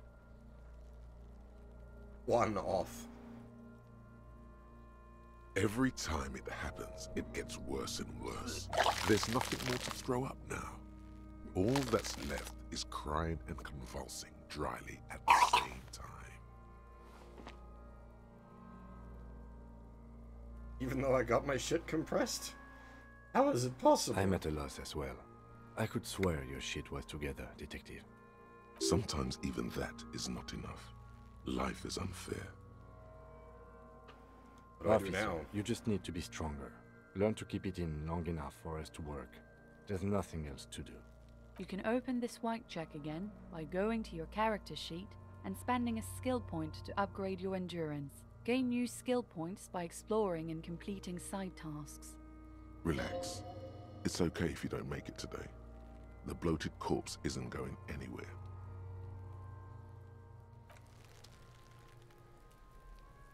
So I actually have to, like...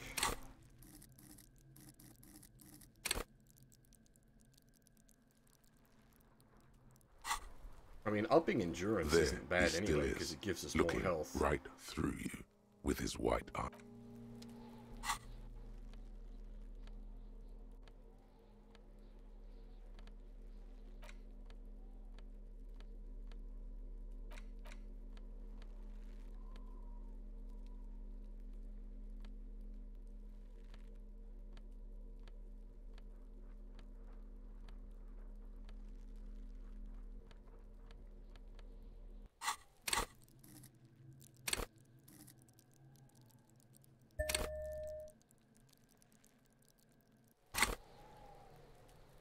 I've got more, like, max health at least, so that's nice. There he still is, looking right through you with his white eyes. The body, as you breathe in, the odor comes over you. We still It's roll a smell of the mind telling fucking you to run, poorly, though. and your stomach to wring itself empty. With your hands at your sides and your eyes squinting, you stand in it. Good lord.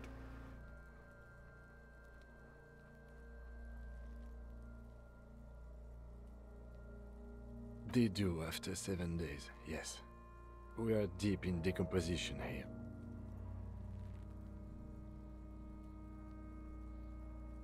The man before you is naked, but for a pair of underpants and enameled boots. His skin is greenish, marbled with decaying veins, and blotched by lividity. A fading web of tattoos covers his chest and shoulders. The cargo belt used to fasten him to the branch above appears industrial in strength. The material appears to be ceramic. Its clean white stands in stark contrast to the decaying flesh above the knee.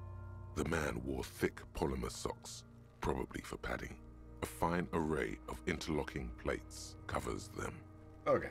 I was wondering about them, because it looked like he had robo legs. But it's just... armored boots?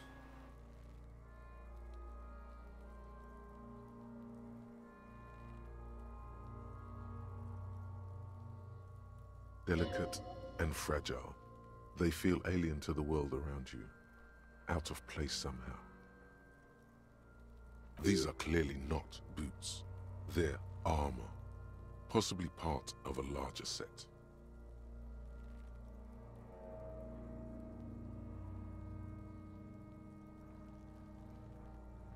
They aren't just boots, are they? The armor he was stripped of. Indeed. Technically speaking, these are sabatons, not boots.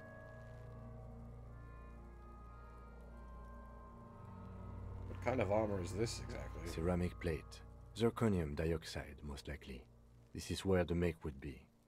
Where? Under the heel. Fair weather. Fair weather model T500 VE. I'm guessing that's vitreous enamel. This is advanced stuff. Where's the rest of it? Scavenged by the locals? Piece by piece. He's been out here for 7 days. It would be odd if they didn't. We should keep a lookout for these species. The armor could yield information. This is one thing he might actually know. Maybe he was just wearing the boots and there's no rest of the armor? No, I think he had something precious underneath the clothes. They had to remove the jeans and shirts we found to get to it. And this kind of armor is often worn under fabrics. Really?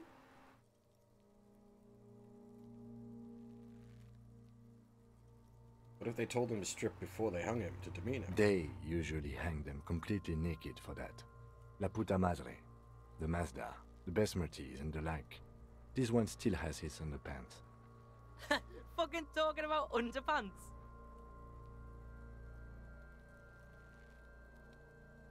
The material looks out of place It is. here. It's expensive. We've requested similar material for our tactical units for years now. The constabularies deemed it too costly. In that time, we've lost 6 men to semi-automatics. How much are we talking about? For a full set, about 4 years of wages. That's a lot. As a I think. wage, it's regrettably small. Ah! But for a piece of hardware, yes, that's a lot. How could this man afford such expensive hardware? That's for us to find out. My initial report on the area suggests he was a security guard for the harbor company. But that's just hearsay. What? Just something I scraped together from my station. An area report on Martinez. I'm sure you did the same. He's not actually sure of that. He's just being tactful. These look pretty advanced for a security guard. I agree. This equipment is way beyond what a guard can afford. Pull the boot off? This feels dangerous. Are you sure? Grab the The boot. stench fills your nostrils. As you push downward, an ominous creaking sound comes from above. Stop! Pig's gonna pull his head off. Brutal! Oh, this is a bad idea, isn't it? You're going to pull his head off. Do it, homo!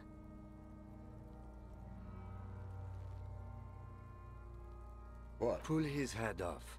There's no point performing an autopsy if you do. We'll have compromised the coroner's case. It's been up there for days. Indeed, from this angle, it does look like the neck isn't going to take much more. Being dead for a week has all but liquefied his muscles. What are you trying to achieve anyway? Why are you hanging on to that boot?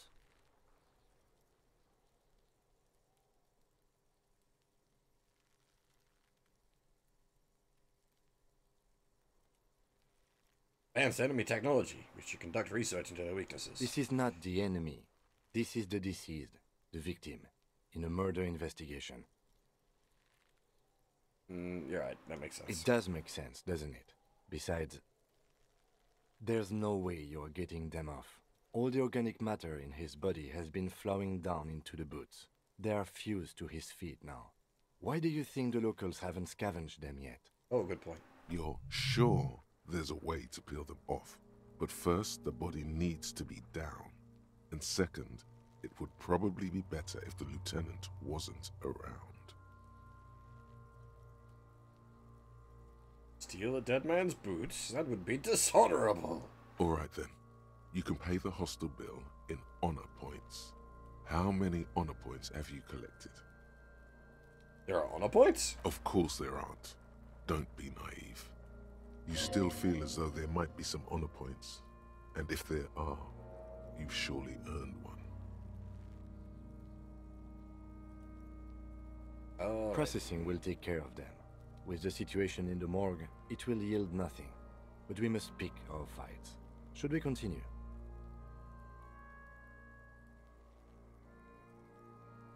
The cadaver slowly twists on the cargo belt, his torso covered in tattoo. The hangman's knot is pulled tight by the weight of the corpse below. Yellow, hard-edged polyester cuts into his neck.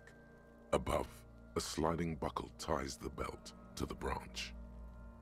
Oh my, there's something on the belt. A familiar word that speaks to the thirst within you. What was that, a word? Vermilion, in yellow letters, along the length of the twisting cargo belt. Only a deep longing for vermilion golden spirits lets you decipher the fading logo of the local brewery. This is a bad time for a drink, right? Extremely. What kind of rope is this? Industrial strength. The kind used for tying cargo to lorries. Hey, Dracon. Like in a circus, when the circus leaves town and they tie a black-spotted giraffe to the wall of a carry pen.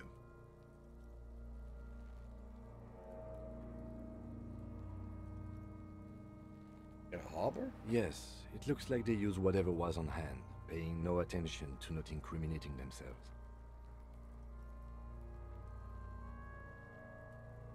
Sure wanted him to stay there. The polyester seems strong. It's not merely polyester. It's steel reinforced. See these lines? This is where the wires run. I see rabbits for more than 20 strands.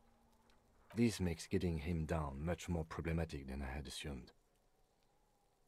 Assuming dock workers from the harbor did I'm it? still approaching this as a lynching, yes. Motivated by the ongoing strike. You? No, you feel like it was something else. But what? I feel like it was something else. Yes, it often is. This bed worries me. How did they even get him up A there? noose is one of those things that's easier to use one way around.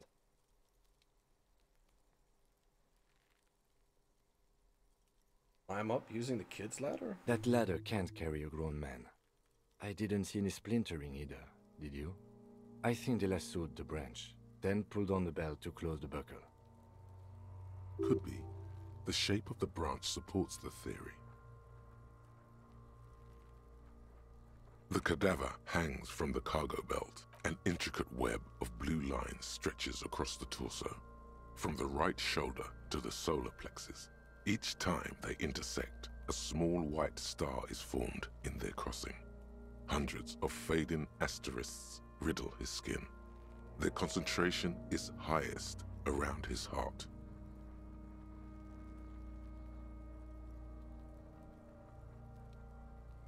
His corpse is marked by stars.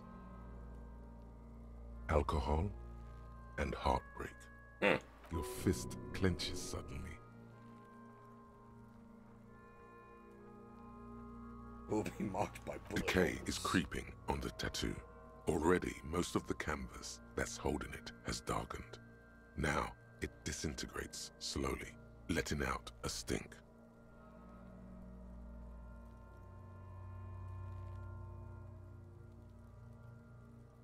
Is this a microelectronic system? I have only a cursive knowledge of the science of cybernetics. I would not know if it were. But it's not quite complex enough, is it? Missing something. I agree.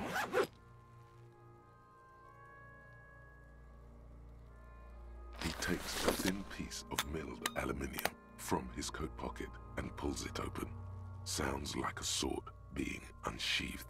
A small lens appears. Some sort of camera. What's that?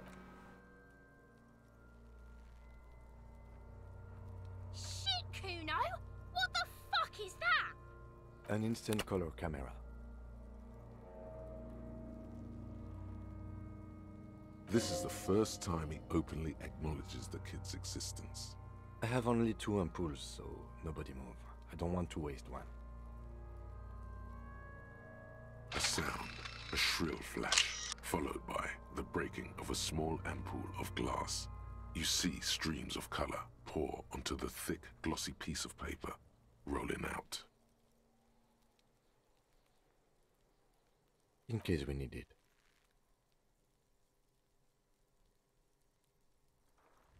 Cool machine. Yes, it is pretty cool, isn't it? What do we need it for? It contains insight to the victim's person. By his build, I'd say this was a man of physical violence. The story he wanted his body to tell was important to him. It is his letter. To us. Someone should decipher it. We'll need to show it around.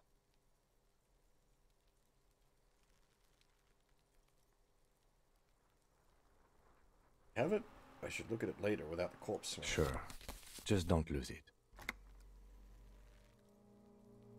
The glossy-eyed corpse looks by, his mouth mute and his skin as colorful as the chemical rainbow on the photo paper, teeming with opportunistic organisms. His eyes are milky white and blind to the world, protruding comically from their sockets. There is no one home, just subaquatic terrors there. Dark brown hair grows on his head. His face is ready to explode from the organic processes inside. The death's head grin has passed. What remains is an unrecognizable mess. Tell me, who are you, dead man? I'm gone.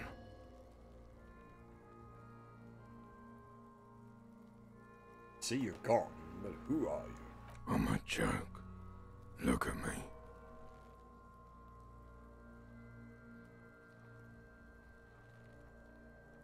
Nothing funny about you. There is nothing funny about jokes either. Were you when you were alive? A killer. A motherfucker. And a killer.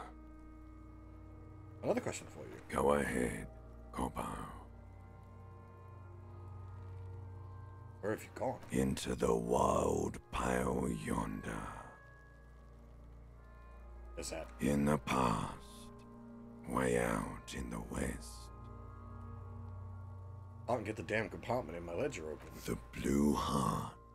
Oh, that's good shit. You'll love it. Just press down and fuck it open like you always do. Fuck it hard. Cobbo the Clown. He means force. It'll work. Okay.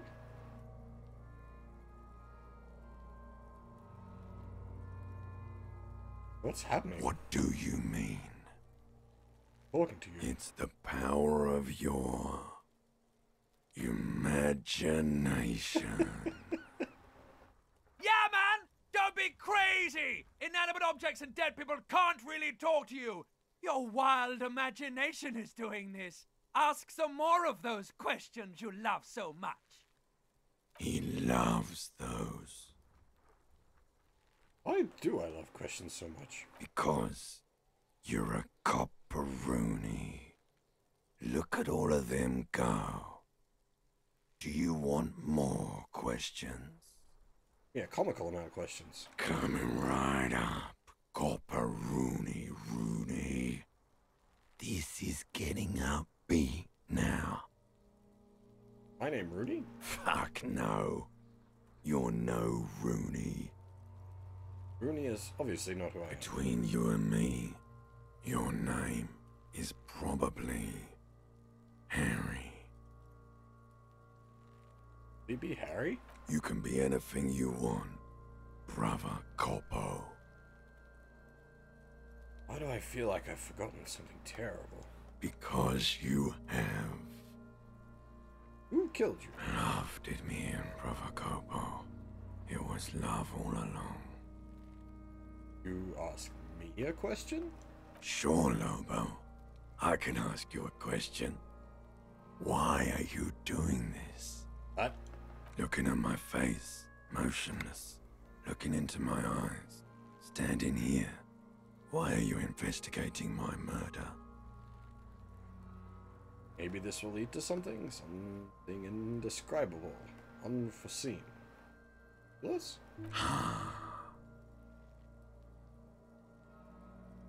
Something is on its way. Something hidden. It's coming. A miracle from the northwest, and it's almost here. You can feel it in the air, on your hands. The cold spring air smoothing them over. I hate you, you stink, and you're born. Do I remind you of someone? Deep sea creature. No, not quite. Be fair now. Baby affected with holocanism? You sure I got out of that one?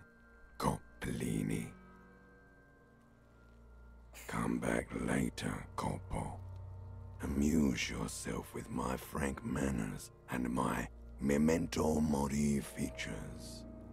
If possible, also, see me in your dreams.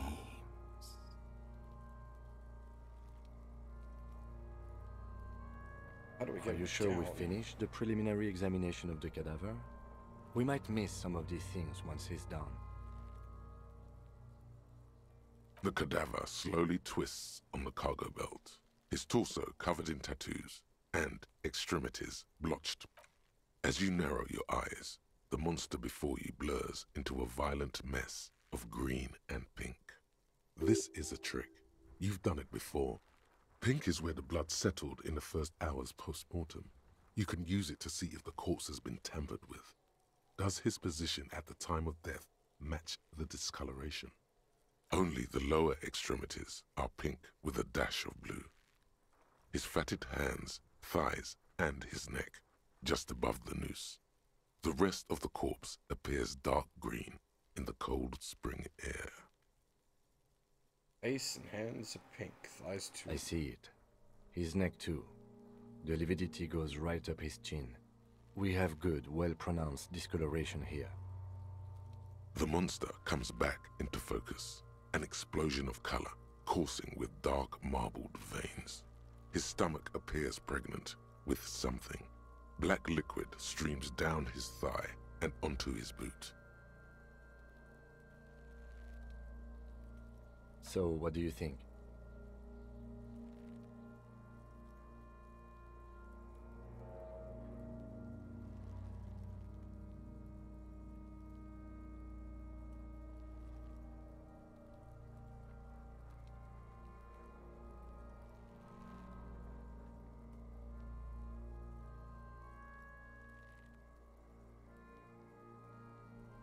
Agreed, especially on the neck.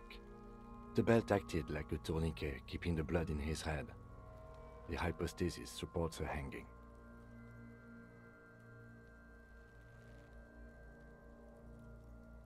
Could it still be he was moved off? There's always a chance. We should check for ligament marks on his neck to see if they're in tune with the belt. We'll have to get him down first. A pool of blood and feces has eaten into the frozen mud below the man's feet. Purge liquid is dripping into it, drop by drop. The victim appears to have contained no more than half a kilogram of digestion at the time of death. The fuck are you saying? Talking about shit.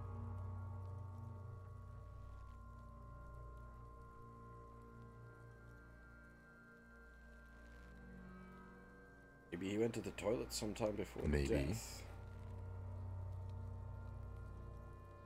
I do.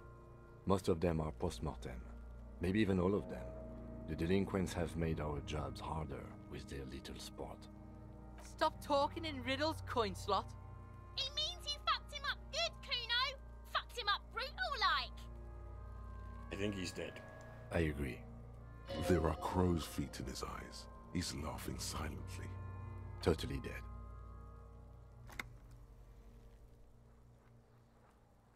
Deady dead, dead, dead, dead. Dabadoob doob dead.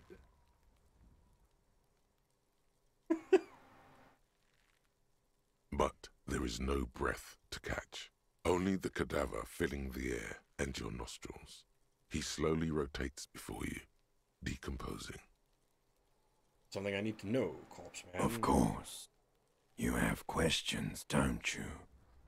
The power of your imagination is at your service. Come back later, Corpo. Amuse yourself with my frank... The steel-reinforced belt presents a unique challenge. I brought chain cutters, but I don't see a good angle of approach to the belt. The cadaver is a good 1.2 meters up. Neither one of us can reach the belt without assistance. And even if we do, there's the question of cutting it.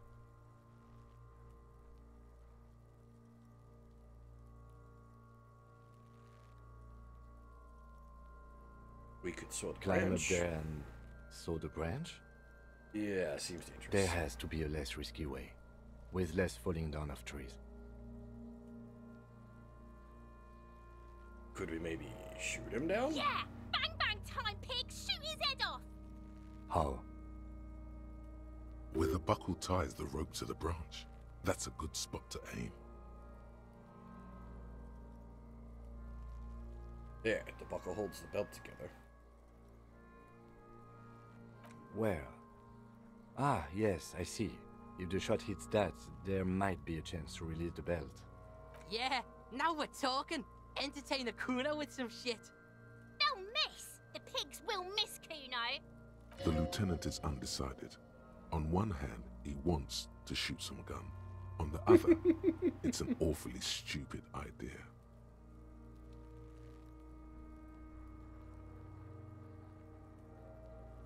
Take the shot, Lieutenant. What's the worst that could happen? I'll blow his head off. Take it! Take the shot! Yeah, take the shot. Kuno wants some of that shit. Silence. With his elbow sharp, the lieutenant unzips his jacket and produces a lightweight firearm. He drops a paper cartridge in the barrel, separates the scouring stick, and gives the cartridge 5 tucks. He then steps back and assumes the fellow's desk position, taking aim. The corner of his eye twitches. His finger is on the trigger. He's gonna fucking miss! The kid's voice is drowned in a shrill blast that echoes off the walls of the surrounding tenements. A cloud of smoke slowly parts in the air as the lieutenant steps back and says to himself, God damn it. He feels bad about it. About his eyes mostly. Just having bad eyesight. Probably from a young age. Whatever you do, do not console him. Wonder about that. That we're like lead ball, black powder, loaded guns. Fucking idiot! Mookabat asshole! Kuno could have hit it easy, but then Kuno's not fucking handicapped, is he? Try again, maybe? No, we are lucky as it is. We didn't break anything, and the victim remains uncompromised. Any more mistakes could put us in an unfortunate position with the locals. We have eyes on us. I didn't do us any favors with that.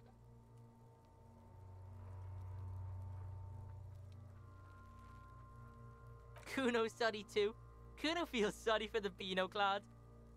The lieutenant doesn't say a word, just looks at the gun in his hand. I have to say, it's beginning to look unlikely we can get him down without assistance. See you, Crow.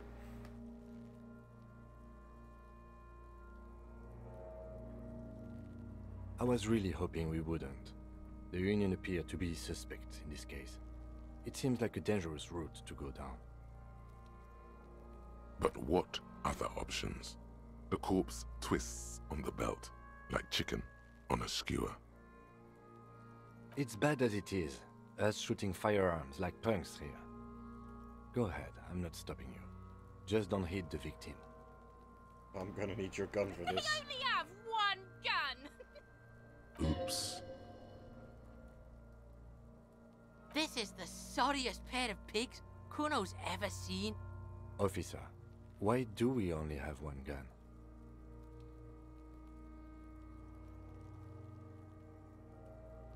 Remember when I told you I didn't have my badge or uniform with me when I woke up? I didn't have my gun either. That is even more unfortunate than the badge. You need to contact your station about it as soon as possible. Try not to lose this one, please. We're not off to a good start.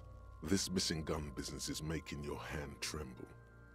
Yeah, take it, you fucking banana boyka. Take it and shoot yourself in the mouth. The cold piece of bakelite and gunmetal is surprisingly light. Your fingers fit right through the guard, instinctively resting on the trigger. The fuck are you waiting for, Kuno? Tell him to shoot himself in the mouth.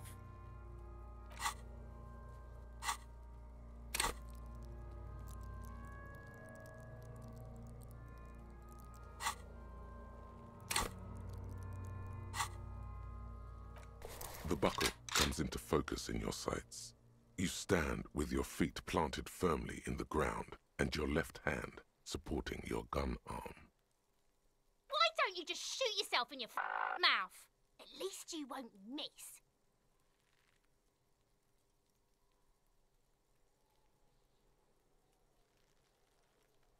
Or what? You gonna fuck me? You wanna fuck me, pig? Is that what this is about?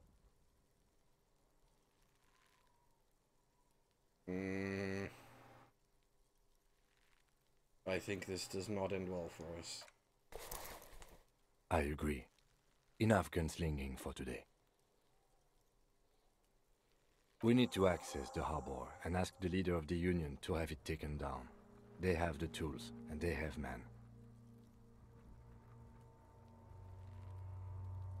I did not want us to be indebted to Evrard Clare. I wanted us to be able to deal with it ourselves. That is clearly not the case. We need help. You need to suck my dick! Why the fuck am I still alive? He's a dangerous and corrupt man, and we cannot predict what he will want from us in return.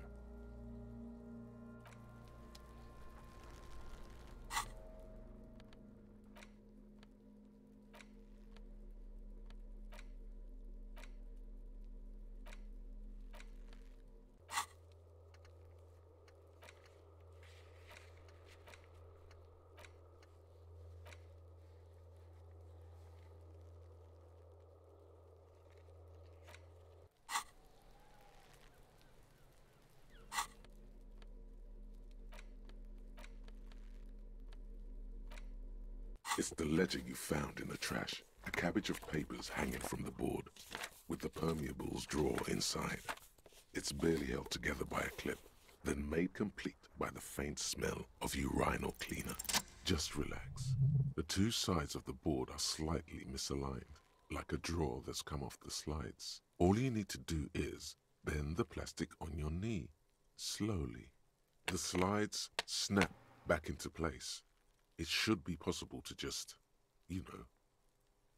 Without resistance or sound, the two panels move against each other. The compartment is now open. 2 ticket stubs and a handmade postcard. 2 octopuses are smiling, reaching their tentacles toward each other in the colored pencil drawings. The tickets permit access to the zoo in Revachol East. The aquarium costs extra. These let you go there, too.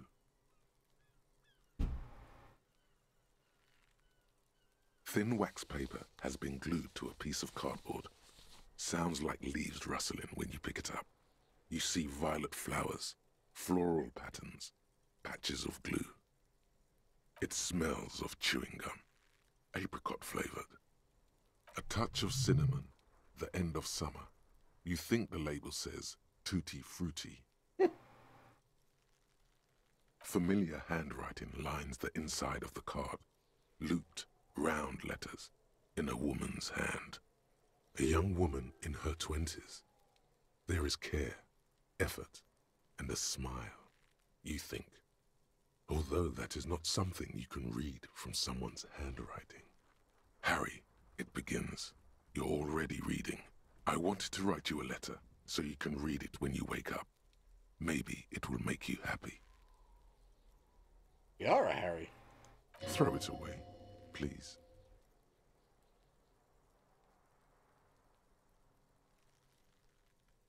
But it will make me happy. A merciful wind blows in from the Bay of Revachol, dusting the ground at your feet and raising newspapers far away. You feel the card slipping into it.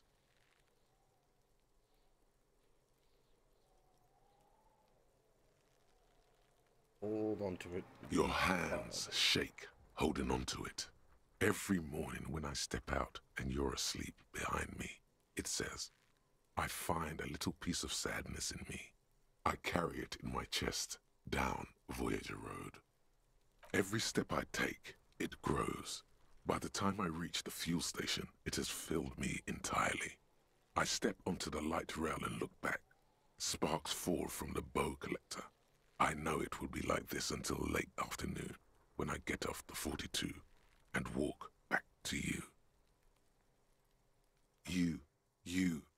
Every step I take will get lighter. It almost makes me run. Sometimes I do. I can't believe I met you. I can't believe the happiness I feel with you. You have a vast, vast soul, and I will always, always, always come back to it. Kisses, kisses, kisses. You feel the air sucked out of your lungs and the blood sucked out of your head. Everything around you gets dark. Small white dots appear. You feel the ledger slip from your hand. No, hold on. To what? There's nothing. Detective, is everything all right? Fall sideways.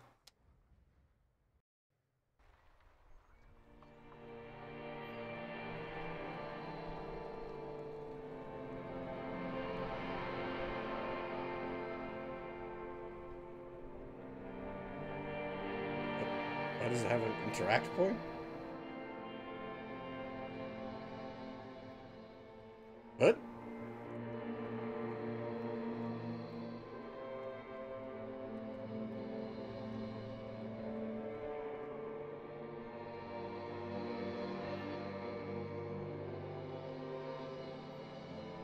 There is nothing.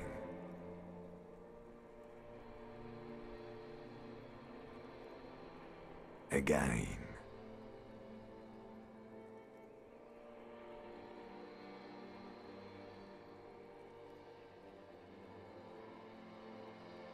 I died, apparently?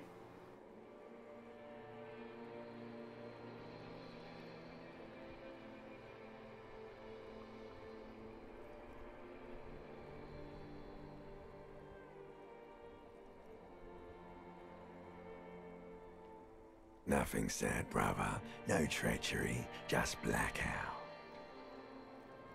Well, almost nothing. There is the ground below you, that's still there.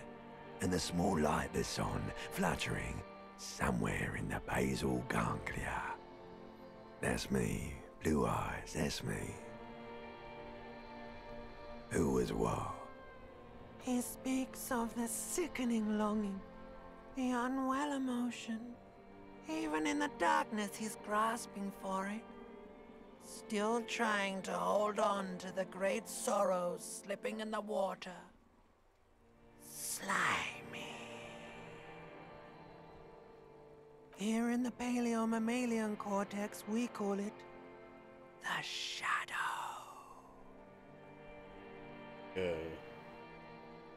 Nanji wa Nanji? Because it's always there.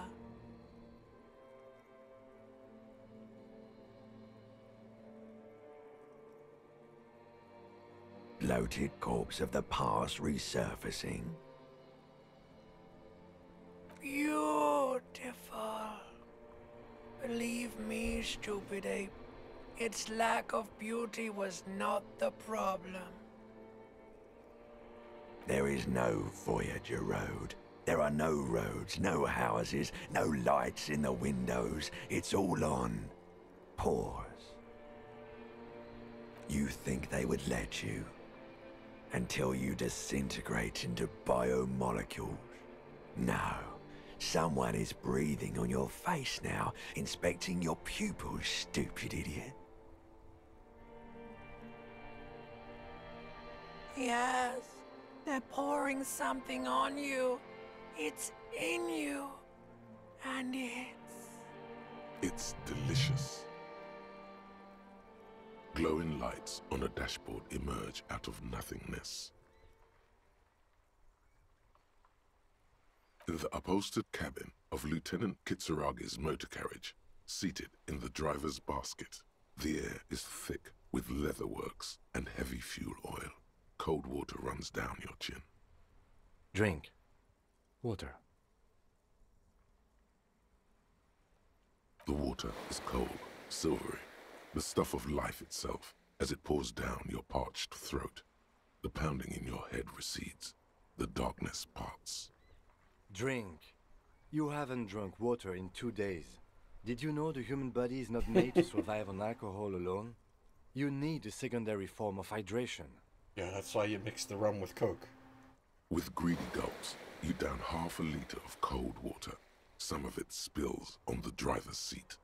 The lieutenant pays no heed to it. What happened?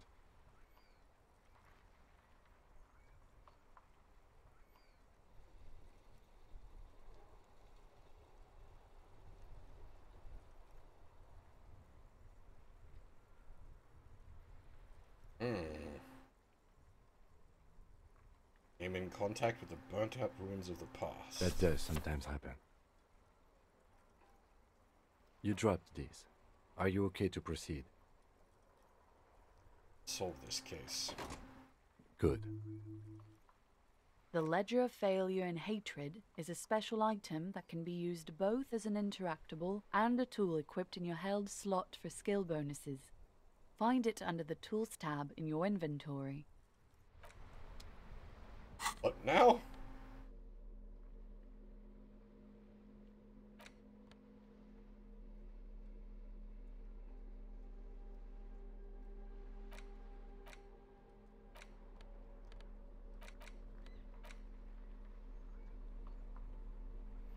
A ledger of failure and hatred.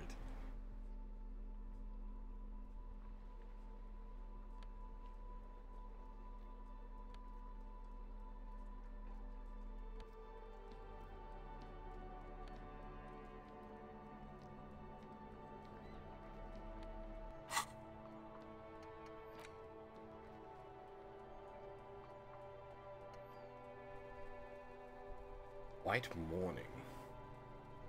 See yourself from above, passed out on the blue tiles of the hostel room floor. Even from this distance, you can see your eyelids flutter. Mention of what? Great white object letting out its sweet smell like a lily of the valley. Little man's forgotten its name, but he still remembers the feeling. Look, he moves. Feeling animates him. Instinctively reaches out for the feeling's best friend, bottle of Commodore Red. Puts on his disco clothes and gets smaller and smaller.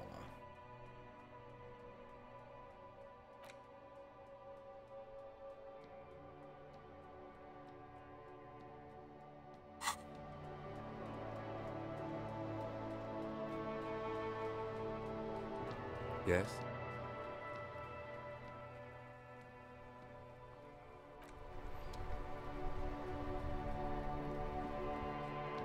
I'm not quite certain what happened. Brain exploded from the information?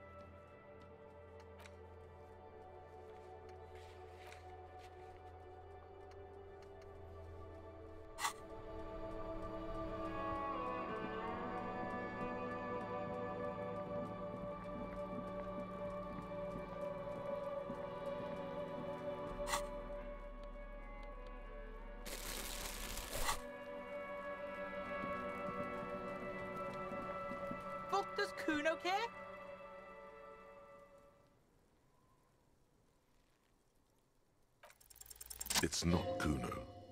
It's Kuno S.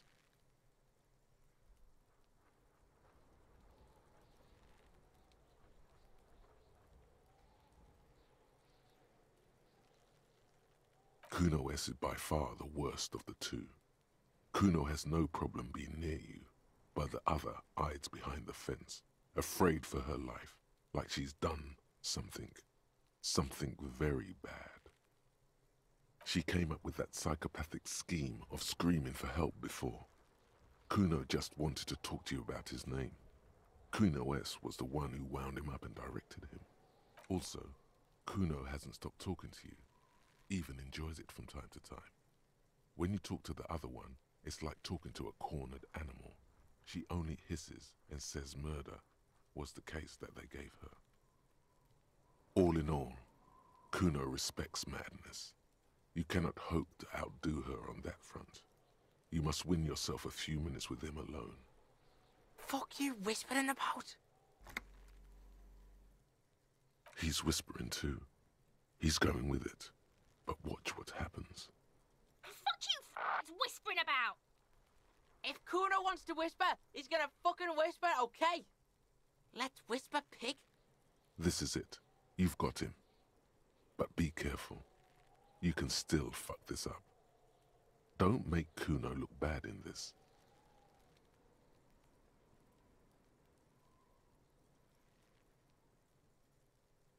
She's not fucked up. Everyone's fucked up. Stop judging shit. Wrong move. But he's whispering still. You haven't lost him.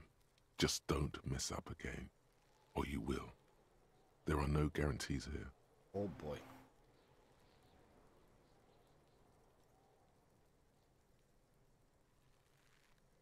Crazy? You don't know the half of it. She's not crazy. She's insane.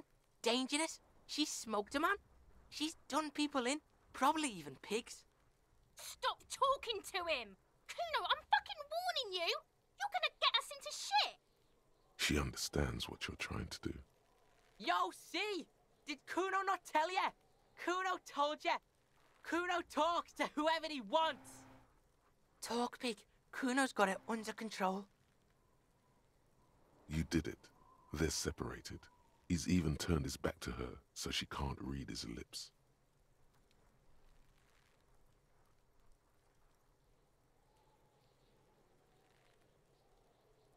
Kuno means she killed someone. That's right. She's a killer. Like, actually a killer.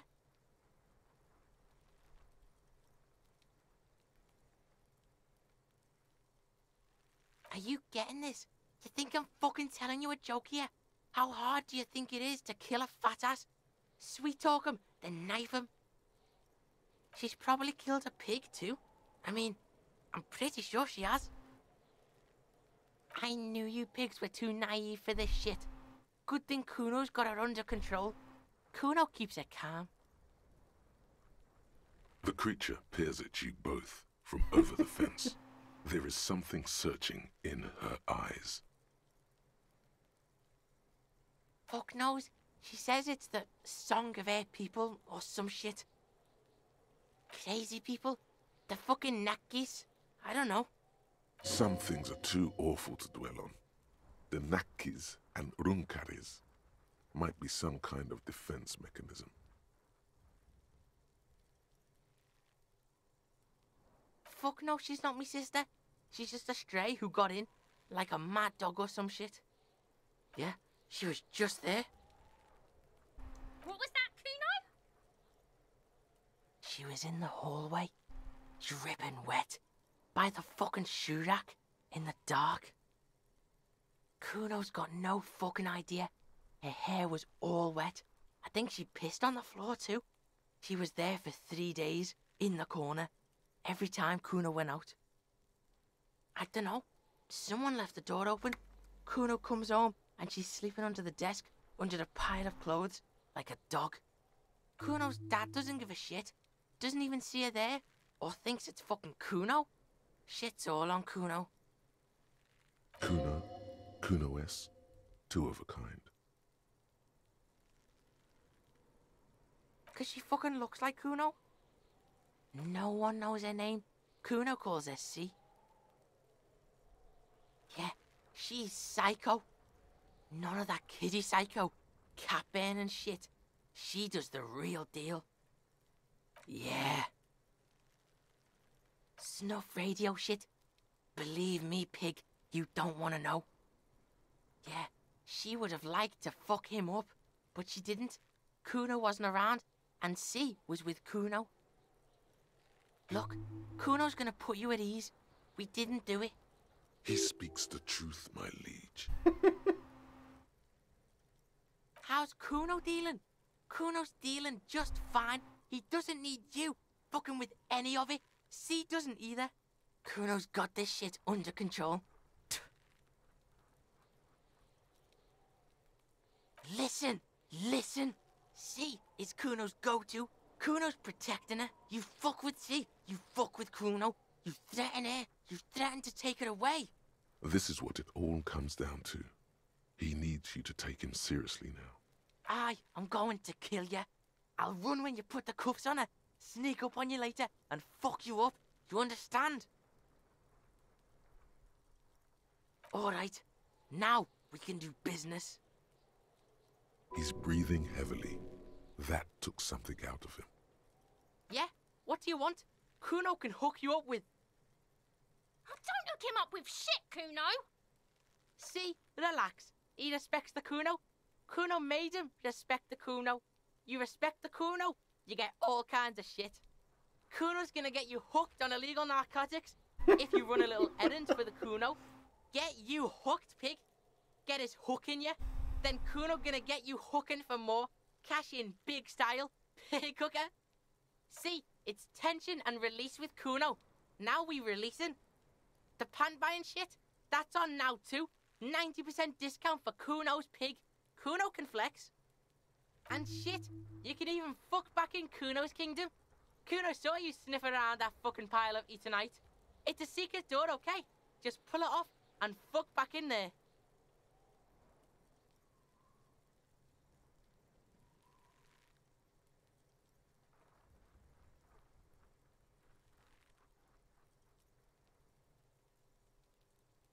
The fuck about it? Kuno doesn't give a shit about the armor. Kuno's fuck gimp's got one big thing wrong with him. He's a fucking mutant. Look at him. Fucking growth hormone shit. He's a giant. The armor's too big for any man. Kuno doesn't give a shit about that freak armor. Kuno threw that shit away. Oh, come on. He's just pretending that he doesn't care because he's too small for the armor. Kuno tried to get the helmet on. It was too big. Kuno kicked that shit in the sea, rugby style. That shit means nothing to Kuno. Yeah, that shit means nothing to Kuno. Kuno doesn't give a shit about material shit. Kuno's a fucking monk. You wanna fuck on someone about that armor? Go fuck the mustached union fuck. The jolly troubadour shit at the gate. Yeah, cocking boot. You know that jolly union cow fucker? Came around talking about cows or some shit? Came around pretending like he cares about cows? Yes, you met him at the gates. The one with the boots and the jolly smile. Yeah, he's the one you want to talk to. He's fucking crazy about that armor shit. Coming here pretending like he likes cows. Trying to catch a peep at Kuno's armor. Yes, this troubadour has it. You can feel it. The cows? I'm having a little trouble following some of this. Fuck are you talking about? What is this contusion shit? He says you're stupid, Kuno. They want to make you stupid again. Oh, did Kuno make your shit sniffing harder? Obstruction of shit sniffing? This is Kuno's kingdom. Kuno fucking rules here. You hear the lieutenant hum. You're testing Kuno's... Get lost! Kuno gets it from his dad. Kuno and his dad are major suppliers. That's where Kuno gets his lightning on. Problem is, Kuno and his dad had a little falling out. Now junkies clawing at Kuno's door. Streets going mad. Kuno's got to throw his dirty popo man at it. Dirty popo man is you. In there is Kuno's violent dad on steroids. Kuno's dad does steroids and speed. If you can take him, you can have half of the speed. Kuno's dad is a fucking monster. He's the most violent man in Revachol. He doesn't give a shit about a single thing. He drinks too. Like half. A baggie, but like in this vial. That's half a gram, sir. Yeah, half a G. Want it or not? Fuck you talking about half a G? This shit is giant grade A shit. So clean you can barely see it. You can barely see it because there's barely any. Okay, Kuno's listening.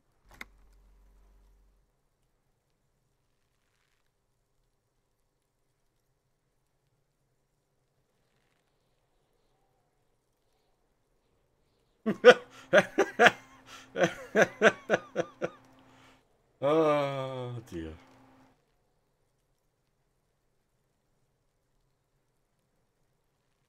Sure, whatever. If you survive, make sure to bring that shit back to Kuno. Kuno's almost out. You wouldn't like the Kuno when he's out. Kuno's violent dad's got Kuno's key, so you need to fuck your way in there. Go to the pier side, bang on the door till the cleaning gimp lets you in. That's how Kuno does it. Then you go to room 12 and kick down the door, police violence style. That's what Kuno does. And then it's action time. You're locked in the room with violent fuckhead. That's it. Next time Kuno sees you, you better have his shit. What the hell are you signing us up for here?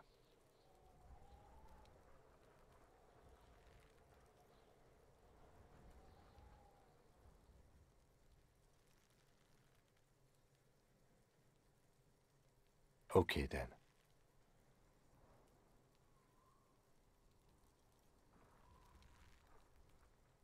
Yeah? The kingdom of Kuno? The fuck do you want with it? Look at that fucking shit! You're trying to get Kuno killed!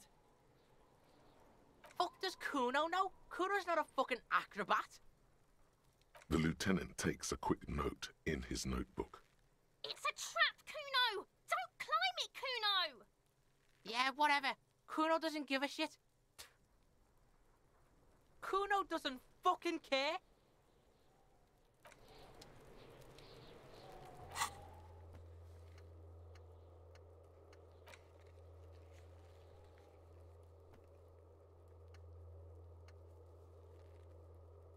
I don't know how to feel about this. We should definitely not be acquiring drugs for a minor. But at the same time, he probably is already on all the drugs. There are several footprints in the mud, left by...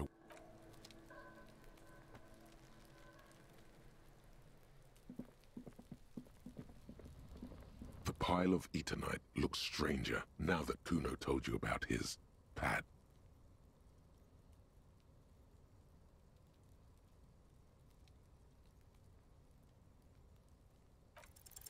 Because, unless Kuno lied, you should just be able to pull the panels aside. There it is. You see a shabby little door.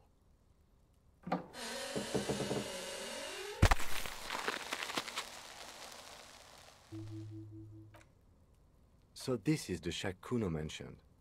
Let's take a look inside there.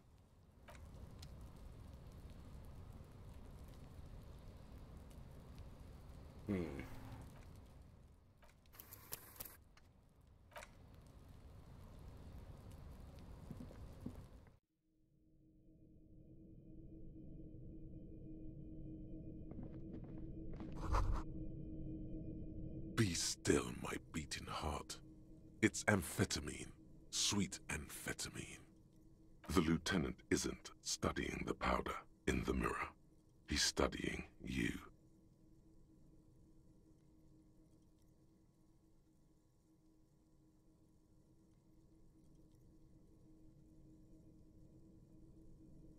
Perhaps not. This is below our pay grade, detective. However, see that ladder there? It's probably another way into the industrial harbor, no? A secret path the local kids use.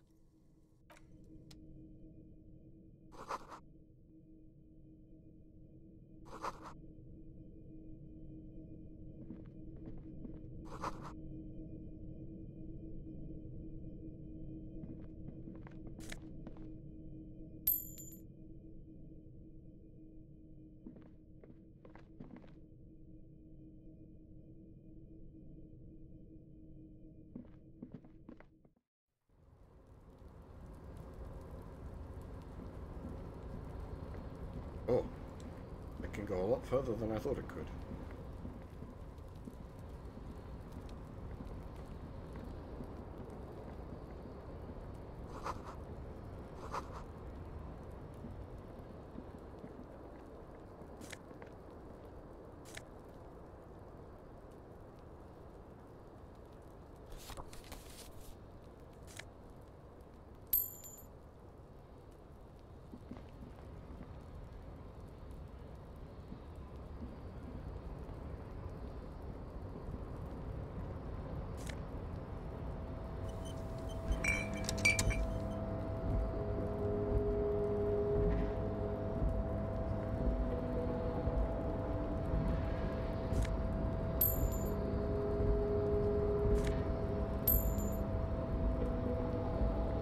There are piles of money up here.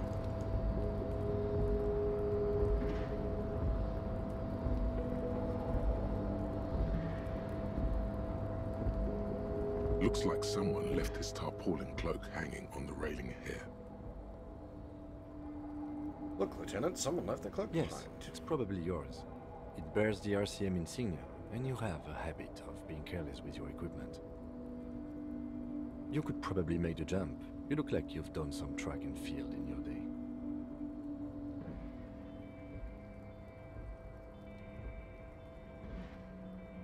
The wind is aggressive up here. The lieutenant looks at the enormous crane towering in the distance over the container yard. The look in his eyes is a mix of the engineer-like interest and the wonder of a 6-year-old seeing a horse for the first time.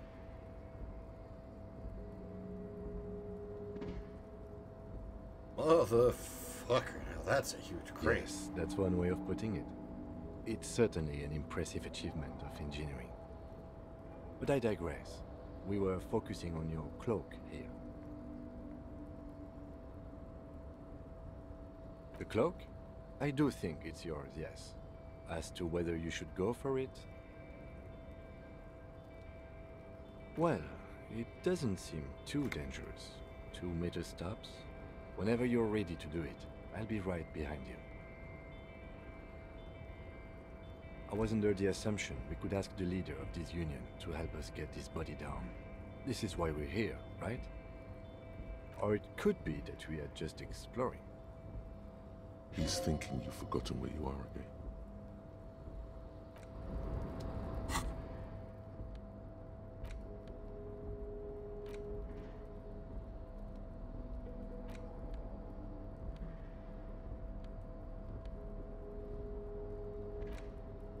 What was the stats it was based on?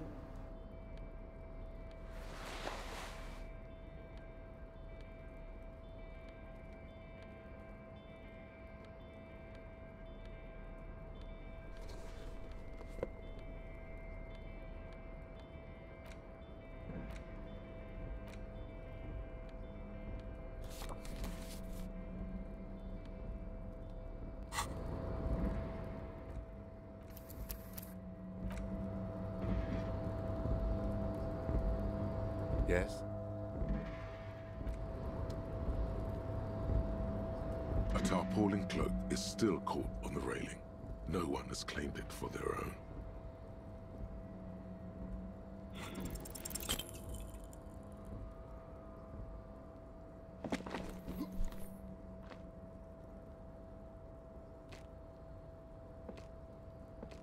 Nope, no.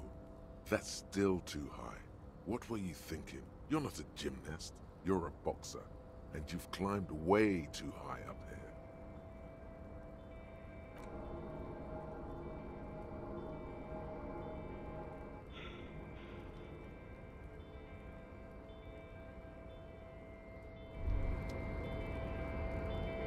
Despair creeps into you, getting fat on your weakness. Whatever noble intentions you once had as a police officer, it's eaten them all up now. You're still coming up with sentences. That's a step up from total annihilation, right?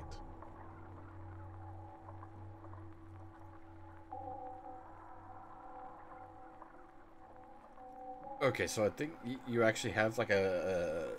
Because I thought it was like half a health or something, but no, it kept decreasing. I didn't quite understand what was happening there.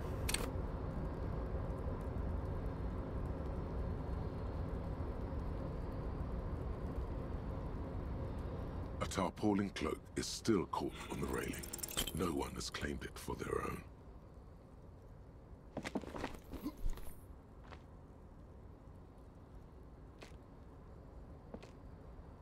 Nope, no. That's still too high. What were you thinking? You're not a gymnast, you're a boxer. And you've climbed way too high. You could have died there. Shit, shit, shit, shit. I'm failing you. This wasn't part of our deal. I got you, Bratan. Let me just adjust your breathing a little bit. There, isn't that better? What? Hey, what's happening? You okay? It's okay. You're just having a little panic attack. Try to breathe as slowly as you can, alright? The necktie lets go a little. Its vicious grip easing around your neck. Colors return to the world around you. Good. We can always come back when you're feeling better. It's just a cloak after all.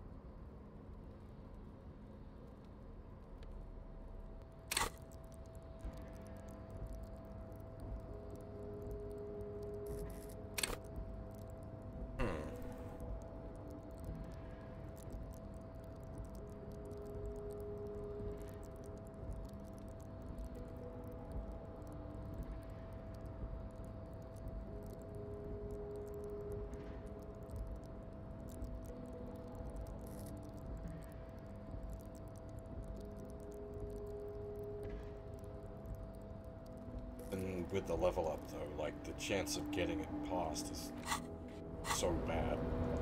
Even with the level up, it'd only be like 30-something% chance of succeeding.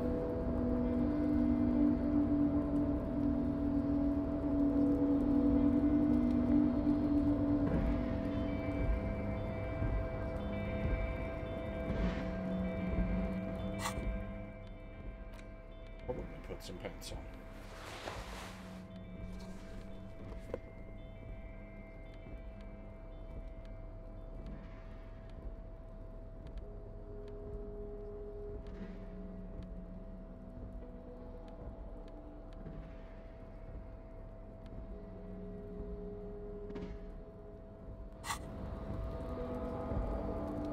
Hey, Sovereign, and yes indeed. One Elysium to another.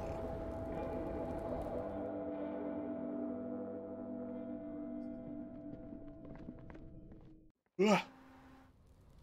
Oh dear. I don't know if I'll be able to go for much longer though tonight. I'm surprisingly tired.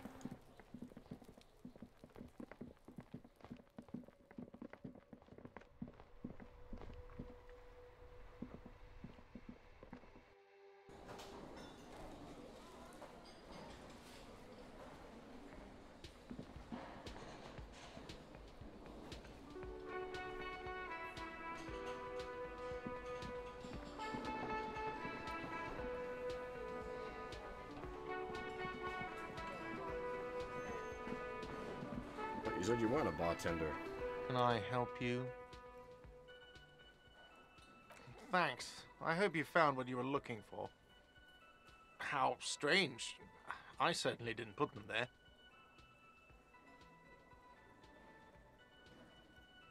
The trash collection service? CS Municipal. I don't see why they would put anything in the trash, though. Ah, the elusive CS Municipal. I doubt we'll be able to track down who was sent here last and when. This will have to be one of those little threats that solves itself down the road. Thank you anyway. I think fugue states are more your forte, Boy. officer. Sylvie had the keys before I got here, and I can vouch for her. I can vouch for all my staff. None of us would tamper with the crime scene. Yes? Yes, have you got it? For the room, 60 real. Like what? I was rarely enjoying talking about the money you owe me. We needed to get 60 money together before the end of the first day, right? But that ain't happening.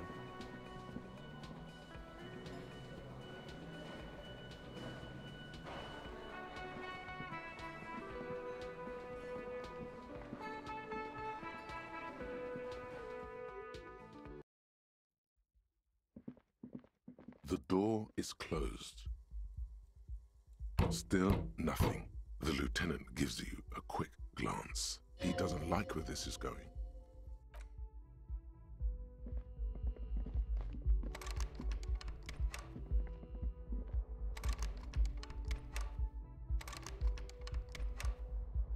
Oh.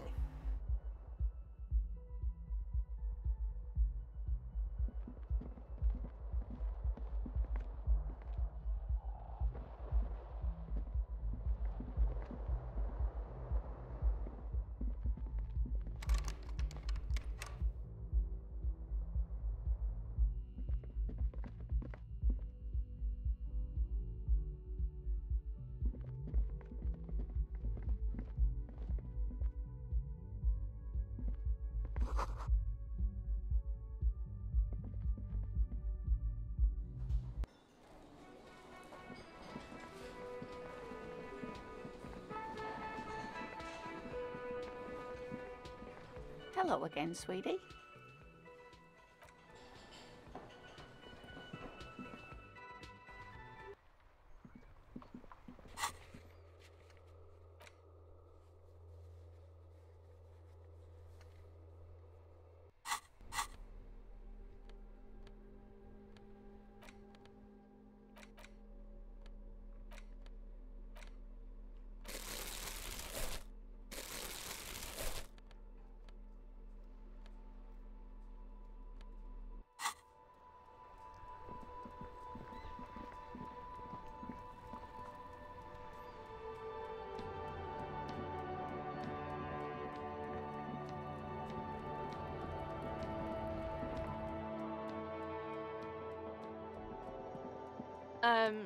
Is this about the questions again?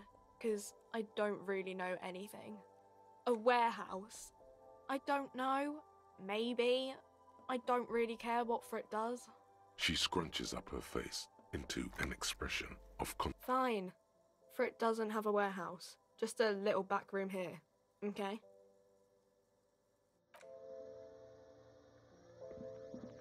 The tear machine stands in the corner. A sign says, 1 bottle each. No. You need tear to use the tear machine.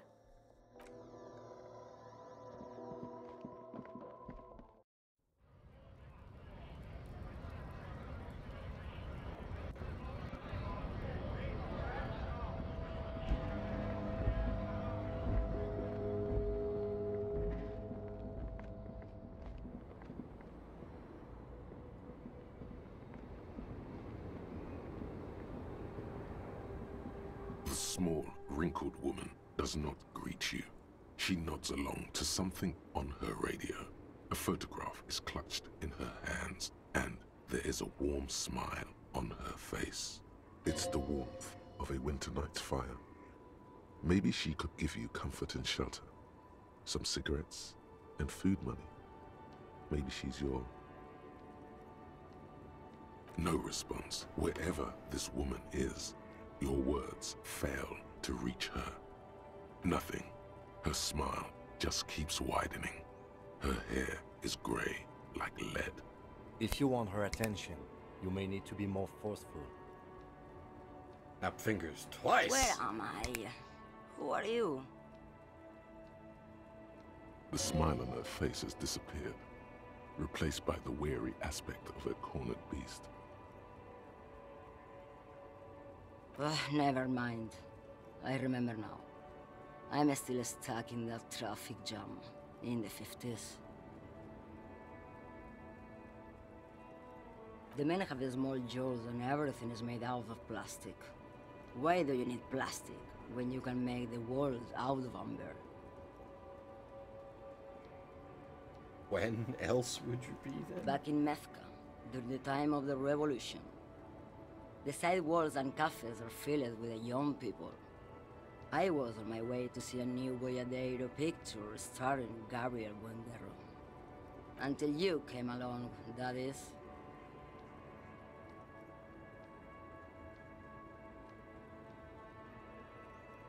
This is Gabriel Buendero. A strikingly handsome man looks straight at you, his head crowned with a wide brim hat. His hair is dark as an oil slick, and his jaw the most perfectly chiseled thing you've ever seen. This man's got a hold over her, even 50 years later. You can feel it. He was the biggest star of his day. Girls used to faint in the aisles of cinema whenever he came on the screen. And schoolboys used to memorize all of his lines. Someone was...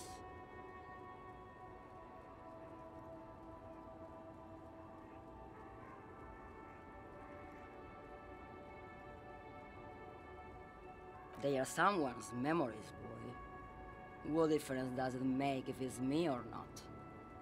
They're beautiful. That is all that matters. Beautiful and true. And they will win. They're coming for this, you know? All of this. She seems to derive some bitter pleasure from this strange thought, as if the past will one day wipe the present away, like a tidal wave approaching. This is getting a bit... I wasn't dreaming. I was there, Loman. It was early spring, and the man behind the black sun had just come out. The posters were 20 meters tall. Everything was golden.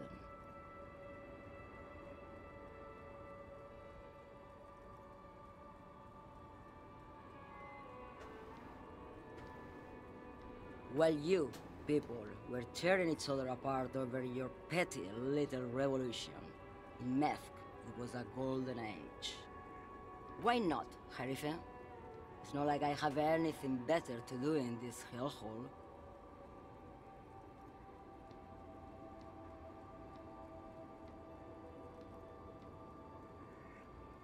Diamonds? Of course not. But wouldn't it be marvelous if I was? Whatever stupid things they put in the lorry, I imagine. I quit concerning myself with that a long time ago. Besides, I don't drive the lorry for the cargo, if you know what I mean. She says that as if something narcotic is the real reason.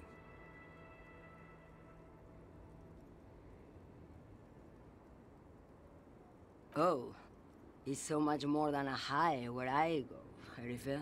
It's low. I go to the bottom. Yeah, it's definitely some kick. Some terrible kick in the dark. A sleep kick. Perhaps you can find out later. Then it's contraband, Loman. What? Do you want to take an old woman in? Be my guest.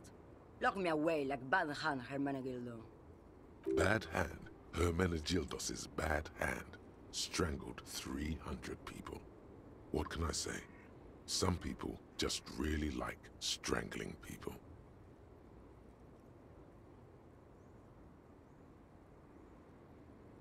She's just a distracted old woman. We should maybe let her get back to... So he doesn't think she's a smuggler? You hear that, Lowman? I don't think your partner likes you spending too much time with me.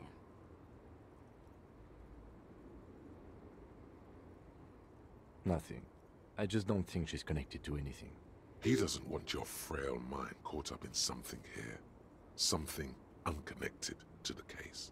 But connected to this woman tuning out like that. Oh, don't worry about me. I'm one of the best communers around. I drive routes no one else will. Lomonosov's Land, Udashnaya Zemlya, the Western Plain, the Transcatolia Magistral, U41A, Adestradas du Mirador, all the good ones, the deep trenches, where the bluebirds fly.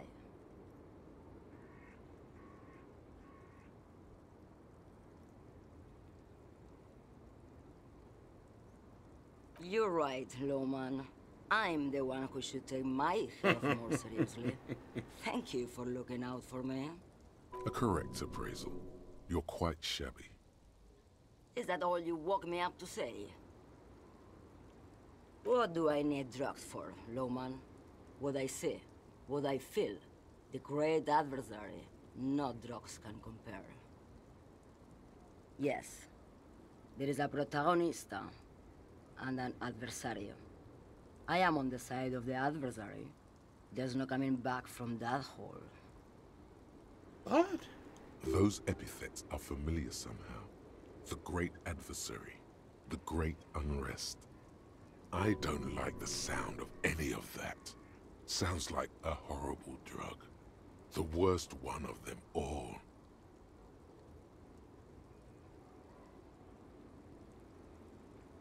If you don't know,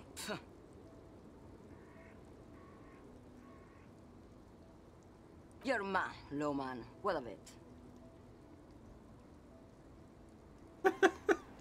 Maybe. Probably not. Makes no difference to me either way.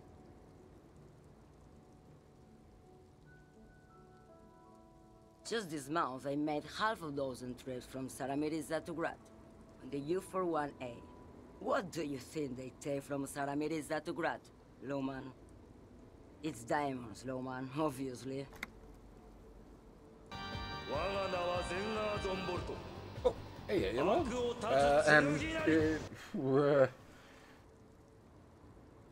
I'm not sure I'm following for some of it.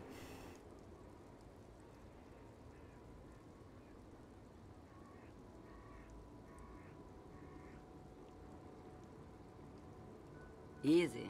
He's the skinny man who thinks he's a poet. Never trust a poet. Also, he's the only one I can see from here. That's correct. There is no visibility of any of the others. Where do you want me to go? This isn't so bad. I can listen to music, or the seagulls. Look at all the colors and the features of this world. It's a good palate cleanser, this jamboree. Or I can just relax and let my mind carry me back where it will, to the Great Plains. I think we're done here, no? Yes, go. Enough jamboree. I need to get back to Mesky. Let's say that, like, the voice acting is really good. They've got like a heap of varied accents that are all really well delivered so far.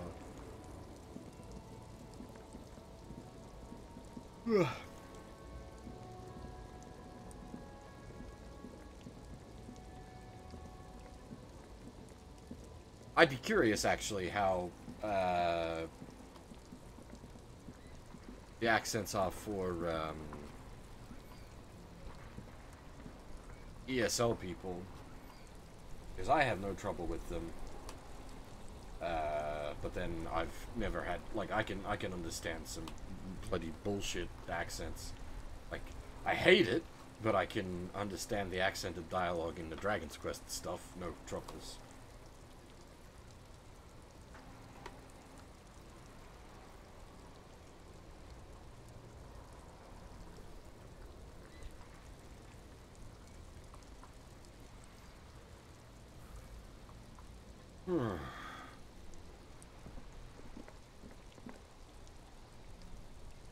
I know we've only going.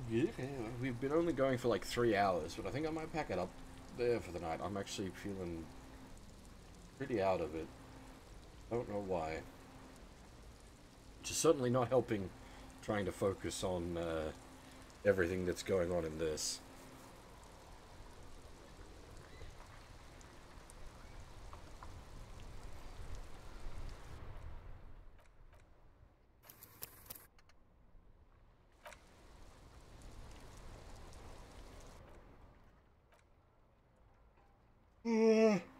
Oh dear. Excuse me.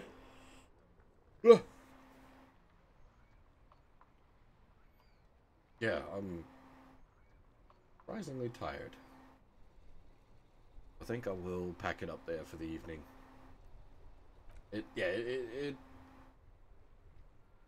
There's a lot of games I can play while like low on energy that don't need uber focus, but something that is basically just all dialogue.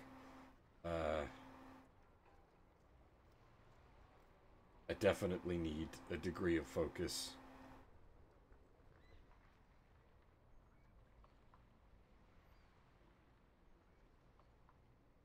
Yeah. We should be back tomorrow night. I don't see any reason why not. I have work the morning after, but we should be back for at least another, like, 2 to 4 hours tomorrow night. Similar sort of time frame. Yeah, I think that's the plan for now.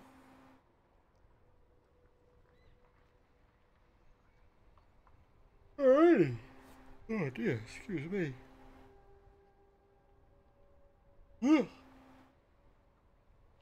Thanks for watching, everyone, and hopefully I'll see you all next time.